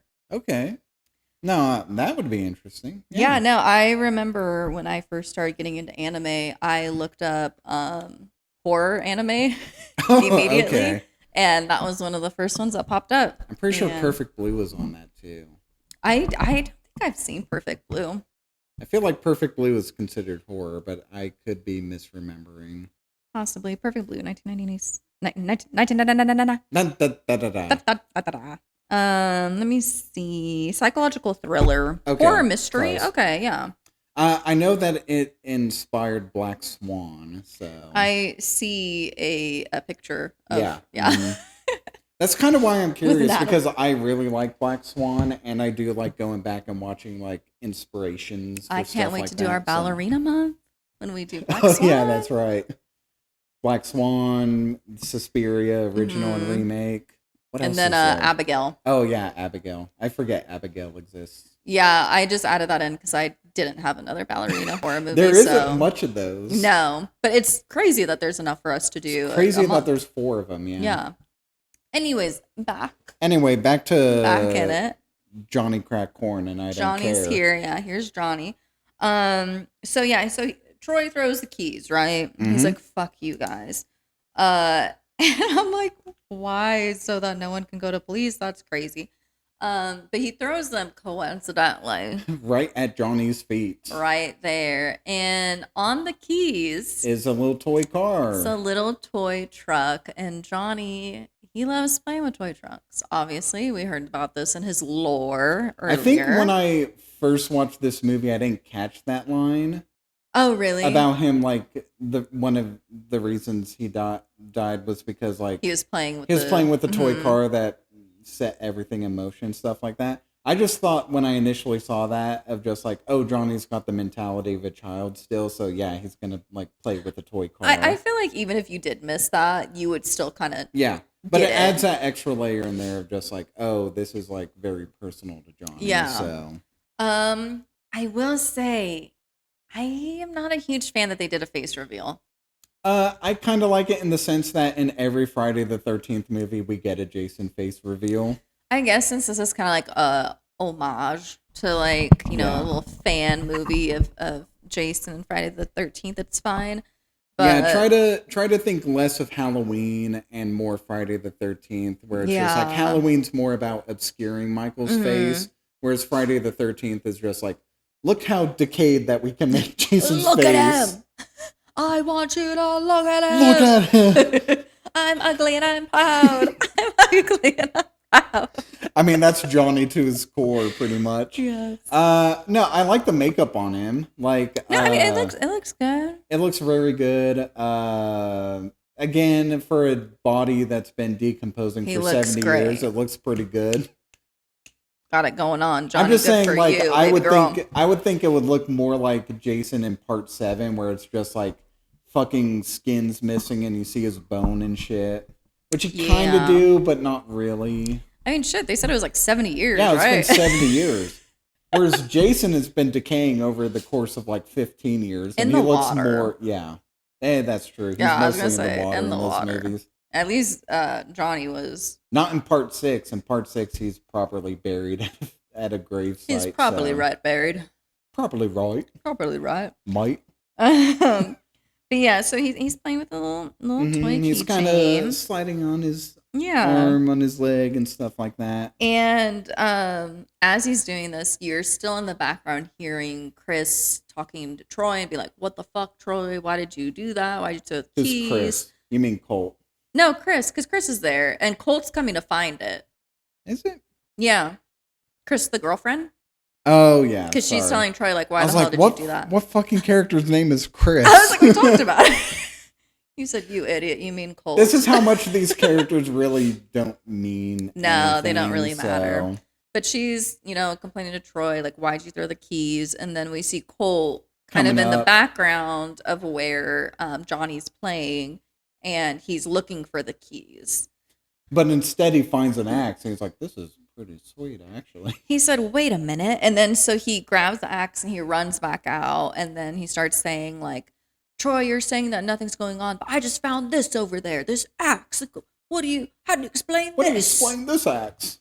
You asshole? And Troy's like, people leave shit like that out here all the time, which I mean, true. I mean, true. Like, Johnny walked up at a random, like, shed and grabbed a draw knife. So. Yeah, so it's like that really could have There's just been fucking there. bear traps everywhere in this, like, forest, Yeah. so. But before that, we do get a line from Troy where he says, like, Colt's, like, dead dad may have fucked him up, but, like, I'm not going to let that ruin my weekend. And that's what triggers Johnny to, like, snap out of his, like, playing with the toy. Okay. Because, like, you don't mention dead dads around Johnny. Not Johnny, or you're dead. Oh, you're dead. I mean, they were going to be dead anyway, so. Yeah. But, so I said Troy and girlfriend drive up, but it's Colt. Colt and Chris drive away on an what is it? Like an ATV? ATV, yeah. Yeah, so they drive I don't know off. why I almost said RTV. That's not it. But What is an RTV? I don't know. Is that even a thing? I don't even think that's a thing. Okay, cool. That just shows you how much I know about outdoorsy camping stuff. So what's that? But yeah, they drive away. Johnny is now in hot pursuit. Yes. And by that, I mean he's just walking up. Well, yeah, he's strolling again. And we get a little glimpse of Johnny's like little he's not as dumb as he looks. Because he sets a trap. He grabs like a log and goes up to their car and like leans it up against the seat and the horn to make the horn go off. Yes. And then I just love this of Johnny just walking around the house, kind of timing it. Like he's walking a little bit faster. No, I love how, he is like the perimeter. He walks around because he's like, he's going to come out and I'm going to sneak up behind him. Yeah. The horn's going to draw one of them out and I'm going to sneak up behind him. My favorite part about this walking around the house when he gets to the other side, one of the characters, I think it's Evan, sees him and he looks at him. He's just like, what the fuck? I didn't even see that. Yeah, that's funny. you can see it. Like, you can see him look out the window. He's just like, what the fuck? That's why he comes out with the gun because he saw him walk up. Okay. Because, Troy is the one that goes to his car. Yeah. And he thinks it's Colt and Chris, like, fucking with him. He's like, fuck you guys. Like, yeah. And he turns around, and that's when he sees it. Here's Johnny. Great block, too, because Johnny comes up with the axe and swings it down. He's just like, because that's just how Troy is. Troy's an athlete. Troy's super strong, guys. He's super strong. Chris should continue dating him instead of Colt. Yeah. That's the kind of man you need. You kind of need a freaking base to protect you from Johnny. What is that from Smosh Up? I think so. The pretty freaking... Oh, what do they call them? They have like the sunglasses. Oh, the Chosen, The Chosen, that's it. That wasn't specifically what I was going for, but yeah, it's very Chosen coded. It's freaking sweet.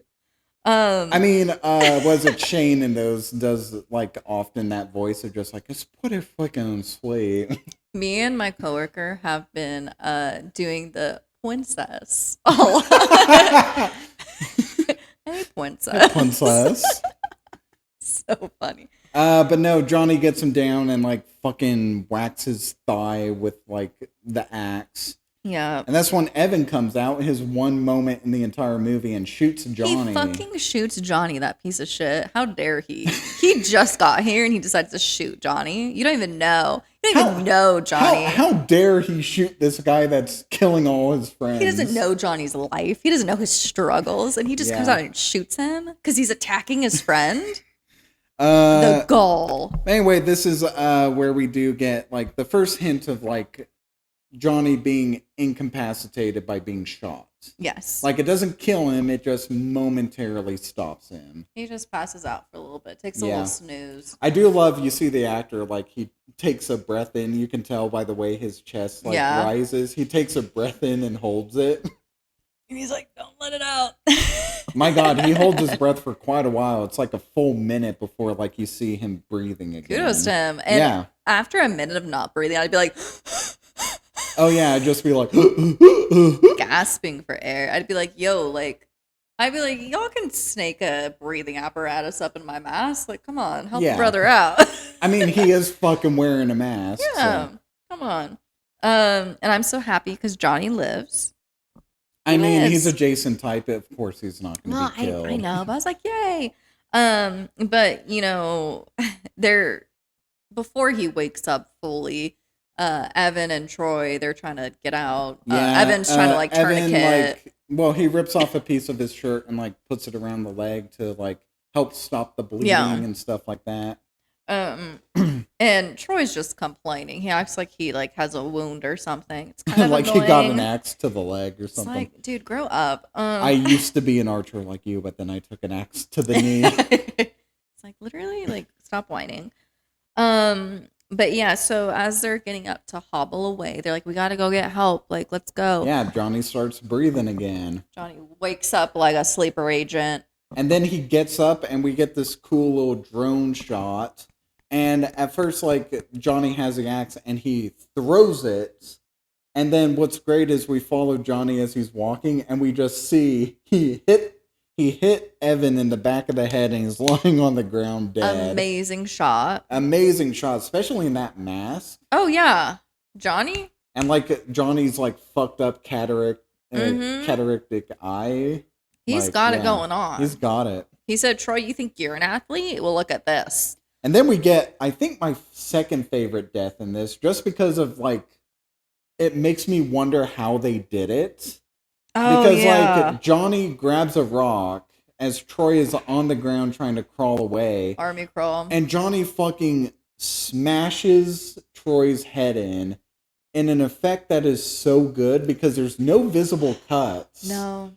It's like one continuous... I almost joked just like, oh my God, they killed the actor. Oh God, he's dead.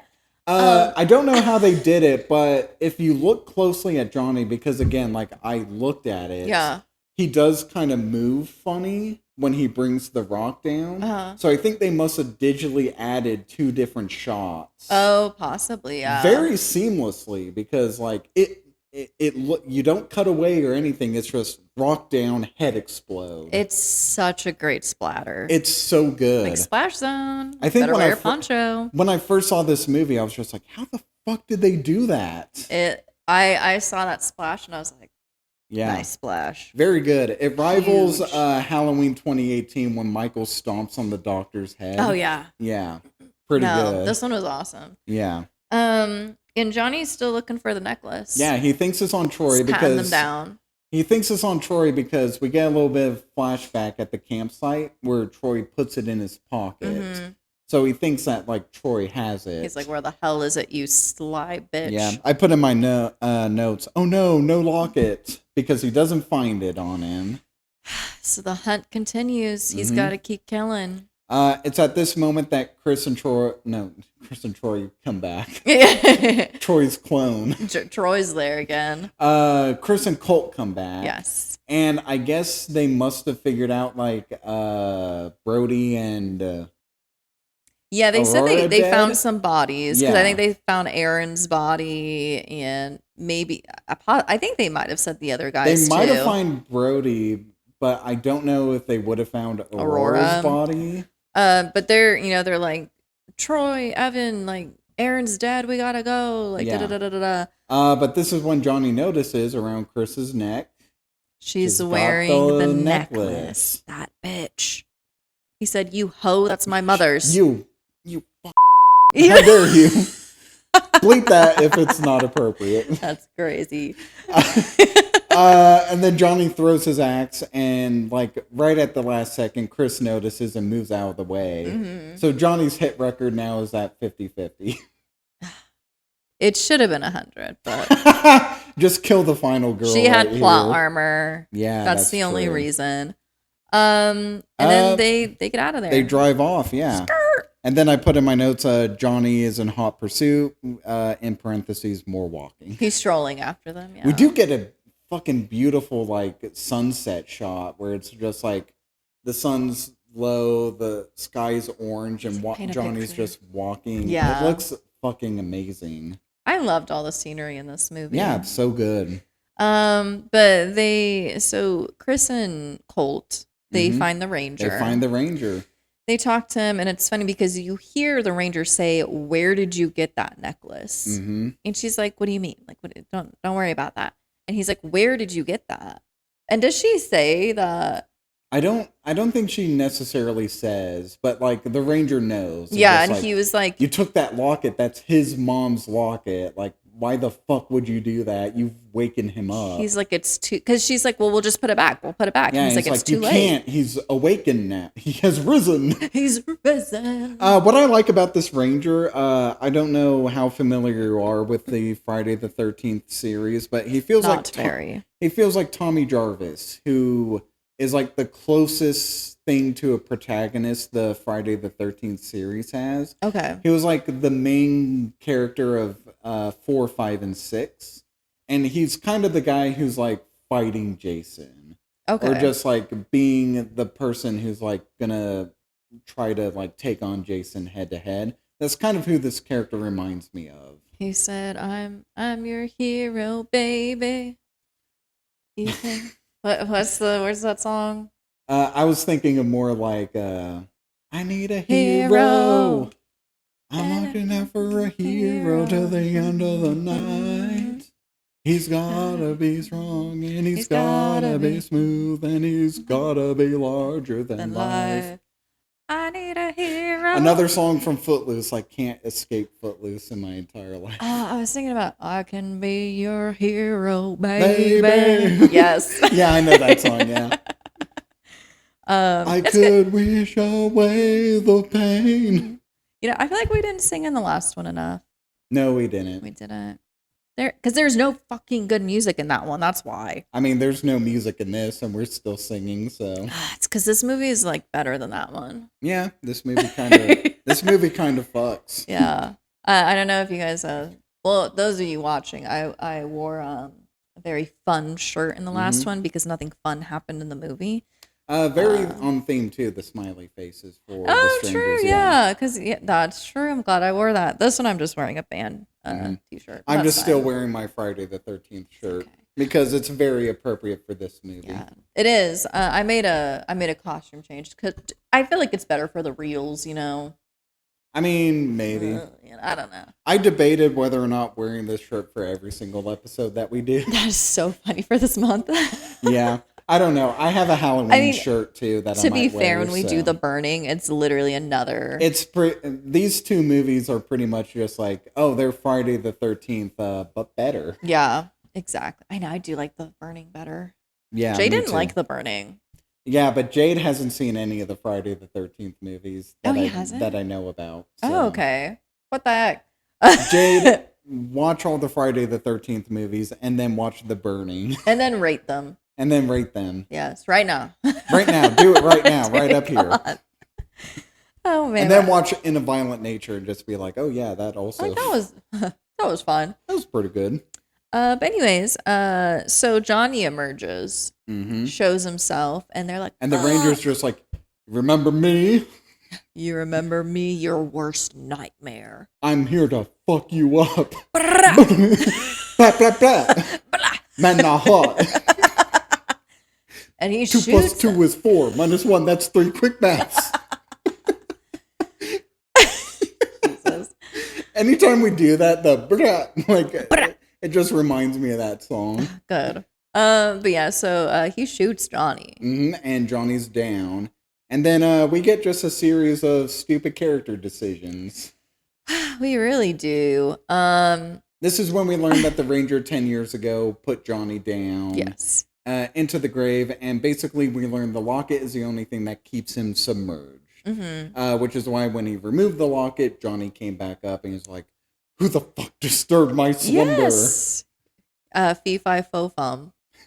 I was thinking, what was the line from Aladdin? Oh, When the cave, like, "Who dares disturb my slumber?" I think that's it. Yeah. Oh, that's been a minute since I've seen that movie. It's been like, I think it's been 10 years since I watched Aladdin. Good Lord. I love Aladdin. It's just I don't go back to it often enough. I think I've only seen like once or twice.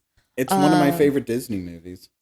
Oh, really? I think my top 3 is Lion King, Aladdin, and then, strangely enough, The Emperor's New Groove. Ah, good movie. I love The Emperor's New Groove. I forgot that is a Disney movie. Yeah. Cusco's a Disney princess. He very much is. That movie's better than people gave it credit for. Absolutely, it slaps. And then I think below that is like Mulan. I was gonna say, I think one of my favorites is Mulan. Mulan's great. Emperor's New Groove, yeah. Is Oliver and Company? Yeah, it is. Disney movie? It's been a long time since I've seen Oliver and Company. It's hard because there's a lot of really good. I like older Tangled. ones. Tangled's great. Tangled's fire, yeah. I like it better than Frozen. I do too. I think Frozen's a little overrated. What are other great Disney movies? Here, wait. I need to blow my nose again. Sorry, No, I'll you're be right good. back. My allergies. What else is a good Disney movie? You can cut this out if you want to. Nah, it's fine. Leave it in. Little Mermaid's pretty good. I wouldn't say it's a favorite of mine. Hercules is fun, but it's not great. I kind of fuck with Tarzan. I like the Phil Collins soundtrack more than anything. You'll be in my heart. Son of man, a man in time you'll be. You guys like my singing? I know I'm terrible. Let me put on the auto-tune. Hold on. I totally forgot Tarzan was a Disney movie. Yeah. Tarzan is like number one for sure. Oh, Phil I can't. Collins? For me, Lion King is always Phil there. Collins goes on. Lion King's like, eh. Oh, fuck. It's definitely not in like my top. Oh, fair enough. I was going to say Road to El Dorado, but that's a DreamWorks movie. Oh, okay. I was like, is that Disney? That movie's amazing. I love Road to El Dorado. If y'all haven't freaking seen that movie. Soundtrack by Elton John, and it's fantastic. Where the hell have you been, Loca? That's just so good. It's so good. Our glorious city was built by the divinities, by gods. Did Elton who John? saw fit to bestow. Sorry. No, that was a go for it. Yeah, Elton John did the soundtrack to that. Along with Lion King. He also did Lion King. So. Oh, okay. I just have like boogers all over my face. Anyway, yeah, Jade, you can cut all that Disney talk out. Yeah, sorry. I don't even know how we got on that. I don't know either. But yeah, anyway, they get Johnny down, and the ranger tells Colt to go into the shed to get some chains. Yeah, he's saying his whole plan. Yeah, to like rebury Johnny. He's like, this is what we're gonna do. You're gonna tie him up. We're gonna lead him to the watchtower. We're gonna set up a trap. They were gonna like tie Johnny down. We'll get to the trap. That's their what Chris plan. and Colt You're were right. do. What is the Ranger's plan? The ranger wants to like tie Johnny's legs and feet with chain, and then they're just gonna bring him back to his burial place and put him back down, and then put the locket there to keep his soul down. But of course, like Colt fucks around and it's just like, man, I fucking can't put chain around his legs. I'm too fucking scared. Yeah, well, because, Ranger says, go get the chains, and he takes a long time. He comes back, and he's like, okay, tie him up. He's like, I can't do that. Yeah. And then the ranger stupidly is just like, okay, I'm going to hand you the gun, and then I'll tie him down. It's just like, no, motherfucker. Ask Chris to tie him down. I love this because right when he says, okay, on the count of 3, I'm like, oh, bitch. I love how he's just like, you fucked up. I like how he's like, 1, 2, stop shaking. Stop shaking. Yeah, I don't know. It's funny. And when he says 3, Johnny fucking grabs the shotgun. I said, yes. He grabs that shit, pulls it to the side, fucks them up. I'm like, Johnny! And of course, like, Colt and Chris get the fuck out of there. Oh, yeah. I don't even know where they went. They were gone, like, They just an get on instant. they get on the ATV and drive away. Sorry, I gotta scoot up. Okay, good. I'm glad we I established don't know. that. Sorry, actually. I felt like I was gonna break the chair too. Nah, it's fine. I put them together, so you know they're sturdy. Did you see the fear in my eye? I was like, How many episodes have we done with these chairs? If they're going to break, they would have done it already. I mean, true. These chairs are different than the other ones from your other place. Yeah, they are. My sister didn't like the other ones because they're old and they Mm-hmm. were like on the verge of falling apart or something like that. So Nice. we I got like the back we got these support. ones because they're a lot sturdier. So I like the back support too. Yeah. I hate a stool. yeah, me too. What are your There's guys' no- least favorite sitting receptacle? I would hate any seat Let us that just know. has like a metal pole shoved right through there. That seems pretty uncomfortable. You know, I hate anything that gets stuck up I my hate ass. anything that gets shoved up my ass. Actually, Not a huge fan. I know Good that answer, sets the Cody, bar good pretty answer. high for a bunch of chairs.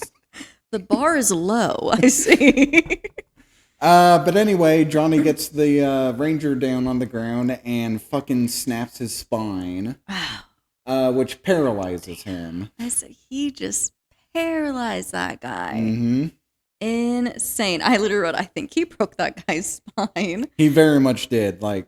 And I do like before he breaks his spine, you can clearly see like the padding in the dude's back. Oh, really? Yeah, I didn't you can catch see that. it where it's like where Johnny grabs him. Again, very intentional. Again, he's basically just making another Friday the 13th movie, so it's like these effects are kind of obvious. Mm-hmm. So yeah, you see the padding in his back where Johnny's gonna grab him and like break his spine. But yeah, he paralyzes him and then he hooks him and drags him to the shed. Oh, it's because he leaves him there for a He minute leaves him there to for go a minute get. to go turn on something, and you hear it like going in the background. At first, I thought it was a chainsaw, but then he came back with nothing, and I was like, Yeah. "Oh, what did he just turn on?" And then yeah, he grabs He him. turned me on with He- some of these he said, kills. "Ooh." Dude, when he grabbed that gun, I was like, "Bro." Bro, cinema. I said, "Hell yes, my boy." I won't get over that. But he has when he brings him to the shed, there's like this wood slicer. It's a wood splitter. Mm-hmm. And I love that Johnny kind of demonstrates for the ranger and for the audience how this thing works. Oh, I was like, Johnny knows what's up. Yeah. Because, yeah, he's like basically saying, like, this is what's going to happen to you here in a second. So interestingly enough about this scene, originally it was supposed to go on for longer than it was. Okay. Because the whole premise of this is just like Johnny puts like the ranger's arm where the wood splitter is and cuts off his arm. And then he cuts off the head. Initially he was going to cut off all his the limbs. But apparently it went on for like an unbroken 12 minutes. So wisely they cut it down.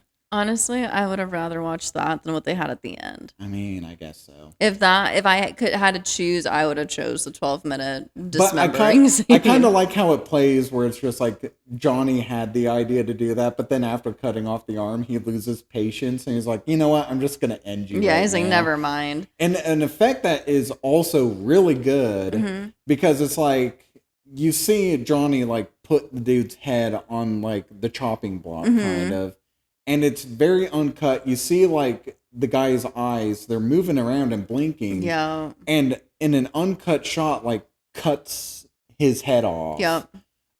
Very seamlessly. It's good. And again, I want to make the joke. They killed the actor to do Yeah. it. But I actually learned how they did it. Oh, So nice. apparently the entire time it's a dummy. But they digitally imposed the actor's eyes on it so that way they're moving. So that way it's seamless. So I they're like cutting that. off the dummy's head, but like they trick you by putting his eyes. Because his eyes there. are moving. Yeah. It's so hardcore because of the fact that he's just paralyzed, like, and he knows that this is happening, but he can't Yeah. scream or do anything. It does bring into question: can he feel any of this? Because like all communication to the rest of his body has been cut I'm gonna off. say I don't think he can feel like his arm or anything get cut off, but it's not even like the pain. It's just like the psychologicalness of it. It's like he's Yeah, like true. I'm going to die. I mean, at the same time, like, he kind of, I hate to say, kind of has the easiest death because it's just like he can't feel Can't anything. feel it. Yeah. But then again, I would actually argue that Troy had the easiest death because that's just instant. It's just exactly like Yeah. I mean, he knew it was coming. But He knew it it's was not coming, like but it's just like, it's just, yeah, snap, you're exactly. done. Yeah. But yeah, so his head's gone. His cap is detated again. Another decapitation, always good. I did write that kill was a little drawn out, but I didn't know it was to come yet. It was supposed to go on for 12 minutes. Yeah, I didn't know. Like, shot right there. I do like how they shot it though. Like Yeah. it was like kind of at an angle and like the like Ranger's as if body, you're like the peering Ranger's in. body's down there. Johnny's up here, like pulling on the lever and stuff like that. Yeah. Let me see. Let me see. More Johnny walking is what I put in my notes. I know there's at one point someone screams, "What are you waiting for?" And it's very much I know what you did last summer. What are you waiting for? I mean, we'll get there. This is when like Johnny's walking through the woods. It's now nighttime, and what is it? Chris and Troy. No, Colt. not Troy. Troy keeps coming back. Colt are just kind of sneaking through the woods. They're being so loud. They're being the least sneaky that they can. Johnny even notices them, and they whisper to each other the plan that's going on. The entire plan. Colt is going to lead him to the firehouse. They're going to light him on fire or something like that and kill him. So this is what we're going to do, okay? You're going to do this. I'm going to do that. And blah, blah, blah, blah. And it's going to be a trap. It's going to be a trap for him. I wrote in my notes, Johnny can hear you. Oh, yeah. They are whisper yelling at each other. Yeah. And it's like, y'all have, again, that kill from earlier was so drawn out. Y'all had ample time to go over the plan and not say shit. But of course, I would argue that they had ample time to just leave the forest. To just and run. just go anywhere. Even the thing is, he wants the locket. Leave the locket. Yeah, true. You guys know this information now. Just leave it for him. There you go, and get the fuck out to of there. be fair, Chris eventually does just do that. So. She thinks about it a little too late. I think Colt can attest to that. So interestingly enough, so this whole plan that they have of like luring Johnny to the firehouse and stuff like that, originally that was going to happen. Oh, They actually like had the whole scene planned out and stuff like that. It was going to be this whole extravaganza of just like they lure Johnny back to the firehouse, they get into a scuffle, set him on fire and stuff like that. The problem is they ran out of budget. Oh shit. And so they couldn't do it. But I kind of like what they come up with, where Colt comes up behind Johnny and is just like, "I'm right here, you son of a bitch." He says, "Come on, I'm right here. Like, let's go." Blah, blah, blah, blah. Like, and Johnny I'm the distraction. And Johnny fucking swings his axe right into his skull and kills him. Very funny because it's just like that's about as good as this plan could have turned out. It was so beautiful. Just like no hesitation. Johnny, you're dead. Yeah. Also, I love the idea of just like it's a reverse jump scare where it's like one of the teenagers jumps out and scares Johnny rather than the other way around in the typical horror film. He's like, and he's so close to him to be a distraction. Yeah, he's like within arm's reach. Yes, like literally like not even a foot behind, almost like whispering in his ear that he's behind him. But I just love it. I love the axe like buried in his face, like that clear dummy that's there. Yes, it's so good. And you see, because Chris comes out of hiding and she's holding a gas can and a bear trap. And oh no, caught in a bear trap. Her and Johnny like lock eyes, and he takes the axe and just starts going to I don't think he lost. I feel like he sees her. Right? I mean, there is a moment where he does see her, but it's before the like jump scare happens. Like to me, he's going to town on the dude because he scared him. Oh, I thought he just did because he's like, fuck you, I'm going to do this and then I'm going to get you. No, I've always taken him just like, you scared me, so I'm just going to fucking hit you. Apparently, according to Dead Meat and their count, like 90 times. I love that. I love this, and I wish it would have just fucking ended here. I put in my notes, I think he's dead, Johnny. I love how he just, like... He just keeps going. Kept going. Like, he's just, like, all of his frustrations. Because he just wants his fucking locket. Mm-hmm. He just wants his locket, and that's all he scared. needs. And he's pissed. And then, yeah, Chris makes the wise decision of putting down the bear trap and the gas can, takes the locket off, and then fucking leaves. Yeah. And it's like, yeah, maybe you should have done that before. And she's running through the woods. And yeah, I put in my notes, instead of Johnny walking, now it's the final girl. Now it's Chris running. Now she is not strolling. This is when we leave Johnny's perspective, and now we're on final girl perspective. And I am so sad because we don't see Johnny again. No, we don't. And that pisses me off. Like, why? We were with Johnny. Like, we had this connection, had his whole story. I was rooting. We were all rooting for you.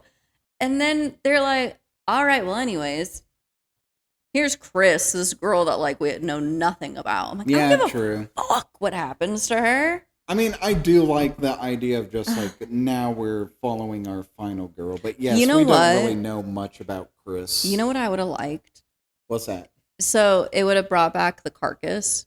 So she would have been running through the woods, right? Gets caught in a bear trap and then just like dies out in the middle she's of the caught in the bear trap. Yeah, she would have like died out in the middle of the woods like the animal from the beginning. I mean, yeah, they could have done that, but again, in most of these movies, you want the final girl, or you have the final girl. I don't give a fuck, Keisha. Do y'all know that reference?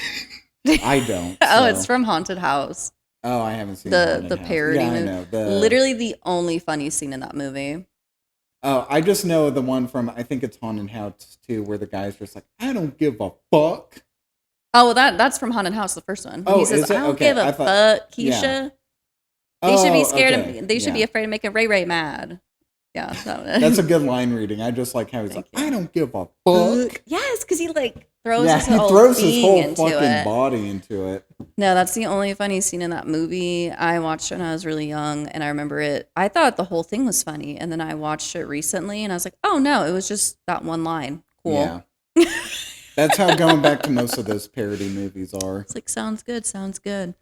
Just a lot of sex jokes, honestly. I mean, that's what parody aren't movies funny. do. Have you seen Epic Movie? That's just what I have, but it's been a long time. I saw that shit in theaters, and I don't even know why. Oh, I'm so sorry. I mean, I was a teenager at the time. How old was I? I was like 13 or 14. Oh. You think that shit's funny? I mean, I thought some of it was funny. Yeah. I mean, no, I was like, not all of it, but like some of it, like, all right. Interestingly enough, I was thinking of like some of the worst movies I've ever seen as part of that list. And I think Disaster Movie is on that. Oh, yeah. That shit is awful. The era of parody movies. Yeah. Briefly came back with The Naked Gun, and then I guess Scary Movie 6 kind of killed it again. No. Yeah, I was like... Can't come back. It's a shame. Naked Gun 2025, pretty good movie. So yeah, I was like, I need to watch that. But yeah, so Chris is running. At I do point, like the juxtaposition of Chris running through the woods and everything's chaotic and noisy and everything, as opposed to like with Johnny, everything's serene as he's walking through. He's part of nature. That's why I kind of like that just chaos that's going on as we're following She's her. going crazy. She gets hurt on a tree branch. She for no somehow reason. gets impaled on a tree branch. I don't know how she managed to do that. I don't know either. It's like the strangers. I felt like it was the same thing when she just like trips. I'm like, what the fuck what's Chris doing now? She's just tripping too. My reference was Evil Dead because like trees constantly attack the characters in those movies. Well, at least the trees are attacking. This one she just fell that's and true. impaled That's herself. I wrote, I miss Johnny. Fair enough. Yeah, we kind of get a scene where it's just like Chris is kind of just standing in the middle of the road. I wrote in my notes, why are you just standing there? No, because she finds a dirt road and then she just like T-poses there. She kind of just stands there for a good like minute or so. I'm like, all right, keep going. Like, but she eventually finds a car coming down the road and an stops approaching it. vehicle. What is it? Driven by an actress named Lauren Taylor, who is actually from Friday the 13th Part 2. So I will say from this point on, the rest of the movie doesn't matter. yeah. I do agree with you that this ending is very drawn out because a lot of it is just the two of them driving down the road. And what is it? This woman goes into a little bit of a story about her brother being attacked by a bear. Mm-hmm. Very much tying into the themes of just like Johnny being this wild animal. Like animalistic. It's kind of comparing it to the bear. I don't know if the comparison is apt though, because at the end of the story, she's just like, well, who knows why these animals, like, it's just random acts of like animal violence and stuff like that. And it's just like, well, that's not really what Johnny was about. Johnny had a very specific reason why he was doing things. I mean, maybe that's the thing. It's like saying how most people just think like animal attacks are just random, but really there's like more of a reason behind it. Yeah, I guess so. So maybe that's what it means. Honestly, I didn't need any of this. I said, okay. I mean, story fair. about your brother being attacked by a bear, cool. Even Chris didn't want this. She was just sitting there, Yeah, she like, was- zoned the fuck out. I mean, to be fair, she is losing a lot of blood. She's losing blood. And Well, she hasn't had any sleep at all. No, because I was Chris in this moment. I was like, I was waiting for something to happen, anything. But the woman sees that Chris is bleeding out. She pulls over because she's not responding to her anymore. And then, of course, Chris freaks out once they pull over. And she's Yeah. like, let's just drive. Let's just go. Let's go to the hospital. Let's go. And it's like, okay, well, if you had this kind of spunk in you earlier, we would be, like, going still.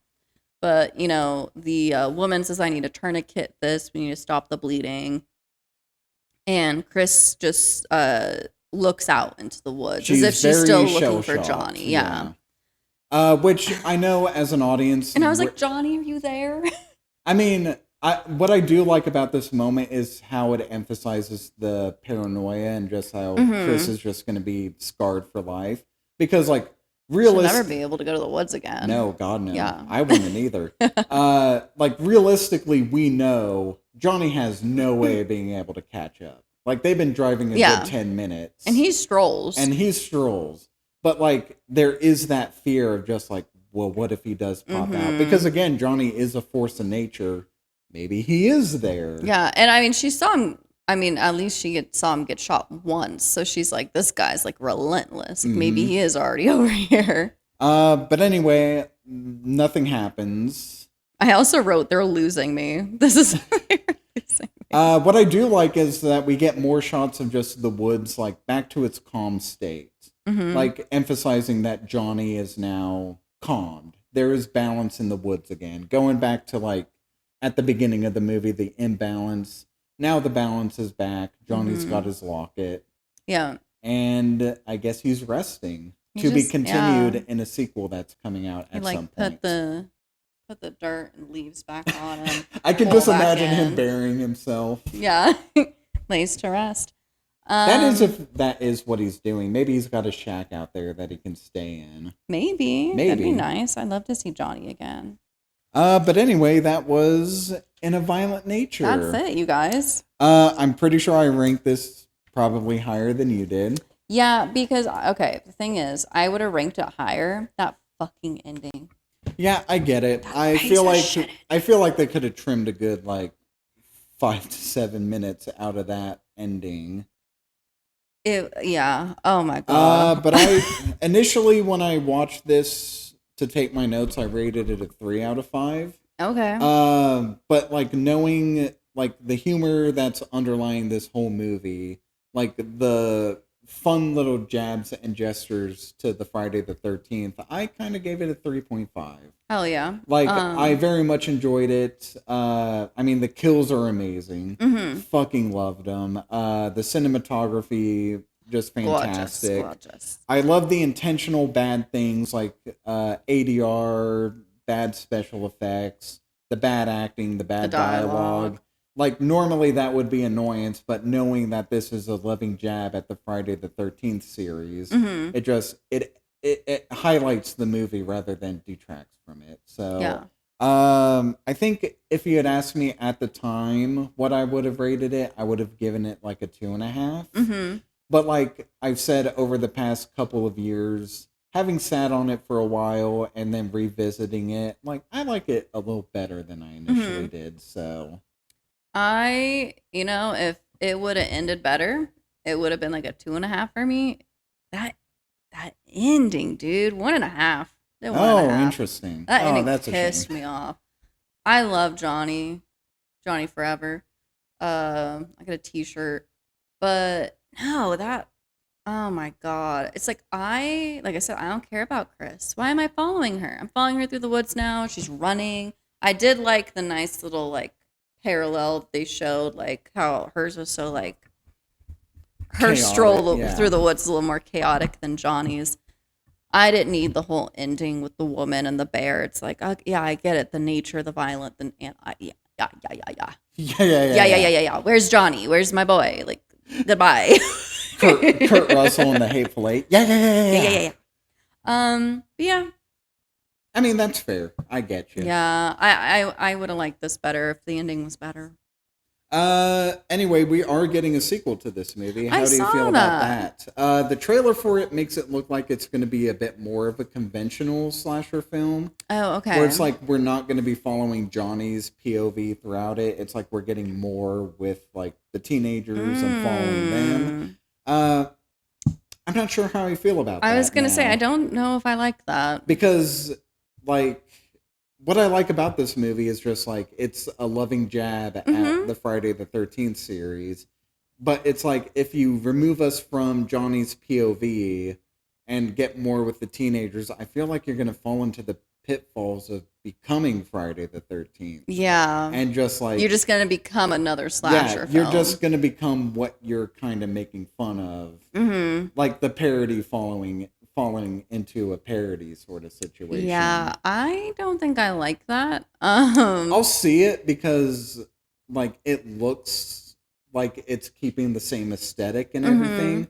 It's going to be interesting. Yeah. It's also going to be hard for them to top the yoga kill. Oh, yeah, absolutely. Maybe that's what they're trying to bank on, is just doing just more. the over-the-top violence. You kind of have to do a little bit more than that. Like, that can only take you so far. Yeah, no, exactly. Like, you need a little something different, a little substance. That's kind of why I like this movie as much, is because there is, like, that layer in there of just, like, oh, this is more than just brutal kill. Like, there's a humor to it as well, where it's just like, there's my boy Johnny. If your sequels are just going to be like, oh, it's all about the kills, and it's just like, that's not interesting. Now you're falling into Saw territory or Friday the 13th, where it's just like, it's all about the kills and nothing else matters. Lame.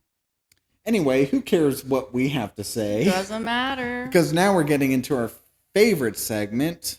What does Letterboxd have to say? I did about 9 of these. So. Okay, let me see. Where are my photos at? Where'd they go? Where'd they come from? Where'd they go? Where'd they come from? Cotton Eye Joe. I have the same as, 4, 5, 6. I have 6 this time. Oh, okay. Okay. I have all 5-star reviews here since I ranked them. Oh, yeah, because low. mine's kind of a mixture of a bunch of ones. So. Okay, this one is 5 stars. Love the pacing and perspective of this film. I would argue on that pacing. Like I said, pacing, some parts were a little... Some of these walking scenes could be trimmed up. Maybe add a little bit of a score to keep my attention going. So, yeah, I didn't mind not having a score. I was pretty cool with it. Like I said, I was never bored in this movie. Just a little something. Let's kind of hurry this up a little bit. Yeah, he said, I would like some music while we stroll, please. Yeah. I watch a lot of horror films, but I startle easily. So this one was in my wheelhouse. Ambient ASMR slasher. Yeah, I guess so. Yeah, I feel like not a lot of slashers you can say are ambient and ASMR. No, not really. I feel like a lot of them are usually still like, Especially Texas Chainsaw Massacre series. I also love that Johnny checked to see if the dead canine in the beginning was okay. Coyote? Pet dog? Question mark, question mark. I think it's supposed to be a coyote. I think so too. Or it could be a wolf. It's Canada. I don't know. Oh, okay, yeah. Maybe. And then I'm going to mark him down as a dog-friendly killer. Very true. I feel like Johnny... Oh, that would be cool for a sequel. It's like Johnny has a dog companion. Oh, that'd be fun. That'd be Oh, I cool. like that. Or a wolf companion Yes. or something like that. Well, then that's fine if they do that. I don't think they're going to do that, but that would be pretty fun. It says, and if it resurrected with him. That's funny. It probably would have went along for the ride. They're also wanting another pet-friendly companion for him. Interesting. Okay, this one, 5 stars. This is literally not your typical horror movie. I'm not like other slasher films. That's what this one's saying. I'm a little quirky. A little quirky and cute. I'm a little quirked up white boy. Like, it's so different and unique. The whole thing is super peaceful. I would argue unique. They're not doing anything new. No. This is Friday the 13th, pretty much. Yeah, and I mean, the point of view of the killer has been done before. It's been done as before. well. Better. I don't know if you saw the remake of Maniac from 2012 with Elijah Wood. I think I've seen the original Maniac, Okay. not the remake. That remake is amazing. And I need to that's watch it. from the POV of the killer. Like the actual POV. Yeah, from the actual Mhm. POV. So No, it's like, so I'm like, it's nothing like super nothing new. It doesn't happen a lot though, so I get it. The whole thing is super peaceful and quiet with just the group of friends talking. We see everything from the killer's POV, not everything, but and occasionally we leave his POV, but and he literally just walks around staring at trees and nature. Question mark, question mark. So weird, but low key aesthetic and cool. But this person hasn't once mentioned any of the kills. no, I don't think any of these 5 stars do. Interesting. Yeah. That's the highlight of the movie. Oh, wait, here we are. But when he finally attacks, it's so violent and graphic. Like the scene where he snaps a neck and uses the axe is crazy. I think they mean the hook. Okay, because I was just like, I think any of that's his axe mean. murders are not as crazy as that yoga scene. It moves so slow, but the kills are so raw and painful to watch. Honestly, boring sometimes, but totally worth it for the gore. Yeah, I get that. I'm never bored in this movie. So. No, that's the thing. Like, I'm never bored until we get to the ending. But, like, throughout it, I'm, like, with all of his strolls that he takes, I still am like, okay, where are we going now? Like, I'm here with him. Do you know what's funny? You mentioned how you hate, like, the last, like, 20 minutes of this movie. I told you, like, as you're coming to my house, I was watching the movie. Literally, when he rolled up is, like, right before that scene happened. So it's like I ended watching it with Chris, like, chaotically running through. The woods, well, that's all you needed. Yeah, fair enough. You're welcome. In this one, 5 stars. The story of a quiet neurodivergent man who seeks to reclaim his property. I think Johnny's a lot more than neurodivergent. He's just a little quirky. He's just a little quirked up white boy. Exactly, you know. Seeks to reclaim his properly, and I think they mean property. I think they mean property. Yeah, not properly. And protect the environment. Peaceful yet brutal as fuck. Johnny did nothing wrong. I agree. Hashtag Johnny did nothing wrong. Hashtag free my boy. This one, all capital letters. Holy fucking shit. Holy fucking shit. The yoga scene. Oh my goodness. And the bit where he hit the guy 84 fucking times with an axe. It's 90 according to Dead Meat, but okay. It's fine. He miscounted. It's okay. Makes Jason and Michael look like babies. Good Lord. And they're making a second one. Excellent horror film. Such a unique POV being from the killer's perspective. Banger. Straight banger. Straight banger. This is a white girl summer banger. Banger. And that's where I ended it on. Okay. Here we go. I got some here. 3.5 stars. Thromp, thromp, thromp. The most insane, gory shit you ever saw. Thromp, thromp, thromp. I liked this one. Pretty much a summary of the entire movie. It is. 1.5 stars. I expected an instant horror classic and got the most cheap shit with the worst camera angles possible. That's wild. Worst camera angles is the crazy. camera work in this is amazing. It's so good. Yeah. I highly disagree with that. Okay. I forgot that I screenshotted this when we yeah. were doing this review. 3 stars. It's giving the SpongeBob SquarePants movie with that headwear a bit. Yes. So you were going to reference SpongeBob. I completely forgot. I swear. Here's another one. 5 stars in all caps bold. He's the hash slinging slasher. The hash slinging. The hash bringing, dinging, the crash dinging man. Yes, the hash slinging slasher. So good. We reference hash slinging slasher in so many episodes. Kind of do. I need to go back and We didn't do it in the last episode, despite the fact that probably would have been more apt. Probably. 3.5 stars. Haven't seen Friday the 13th, but I can clearly tell that this is better Friday the 13th movie, in my opinion. You're not wrong. Yeah. Pretty spot on. I like Freddy vs. Jason more than this. Okay, I haven't seen that. But I feel like all the rest of the Friday the 13th movies are probably below this. Well, even the ones that I like. Yeah, I was gonna say, I'm like, that one's your favorite Friday the 13th movie in general. That one's like it's half a Friday the 13th movie. It's also half a Nightmare on Elm Street movie. So, no, I'm gonna actually save that one. Oh, okay. I'm gonna go to the next one. 0.5 star. This is not from the POV of the killer.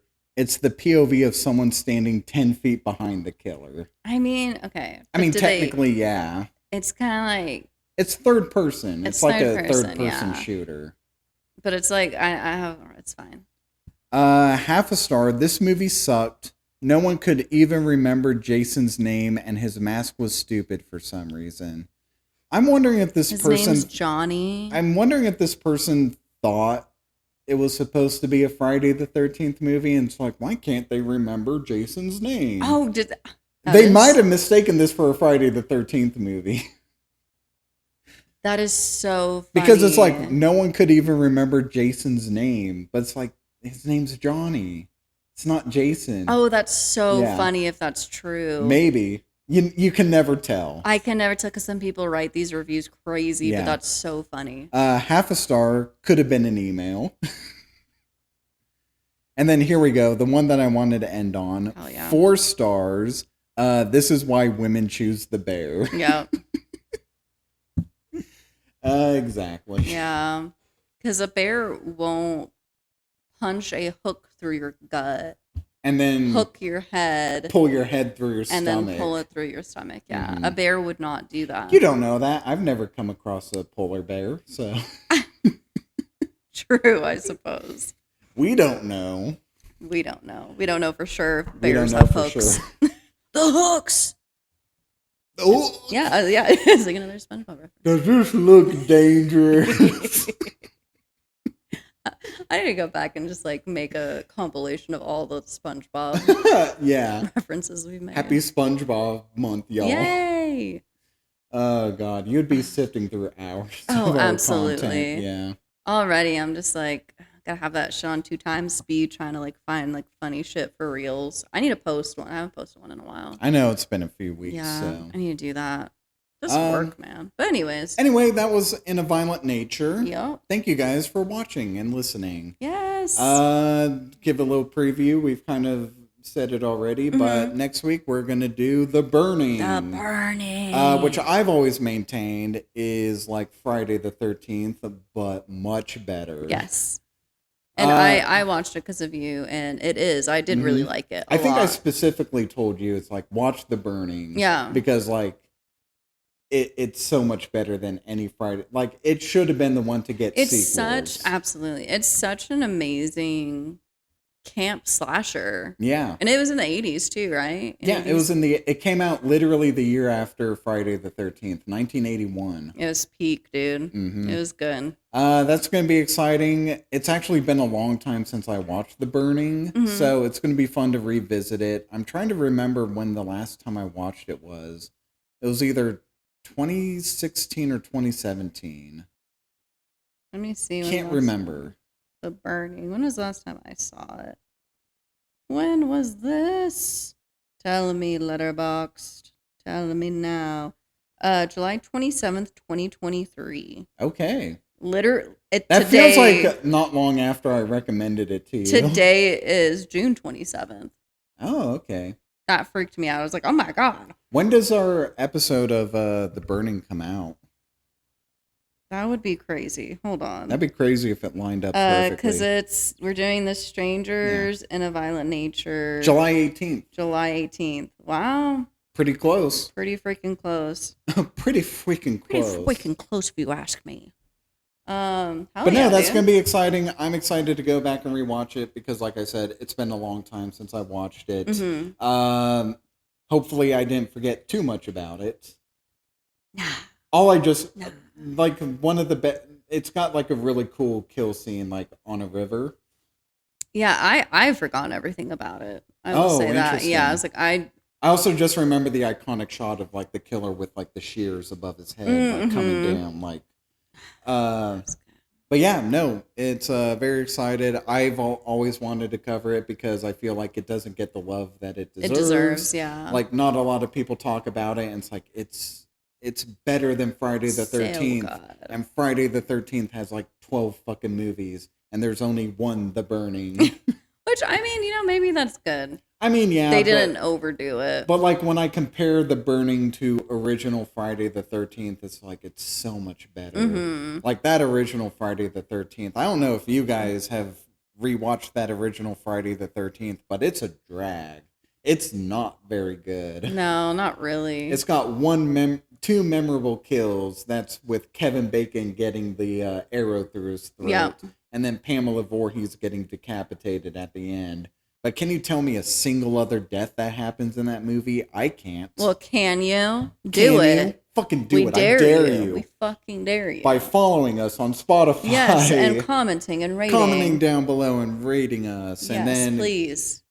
You're bringing a lot of attitude to Please this. do it. Do it now. Do it. Fucking do it. Or we'll take that locket and bring Johnny back. We will. We'll sick him after you. I'll plant it on you. But if you're watching on YouTube, like, comment, and subscribe. Hit the notification bell and let us know what you guys like about what we're doing and everything. Yeah. Comment everything that we told you to during this episode because I can't remember. Please. It was a lot. But don't give any context. Just comment down below.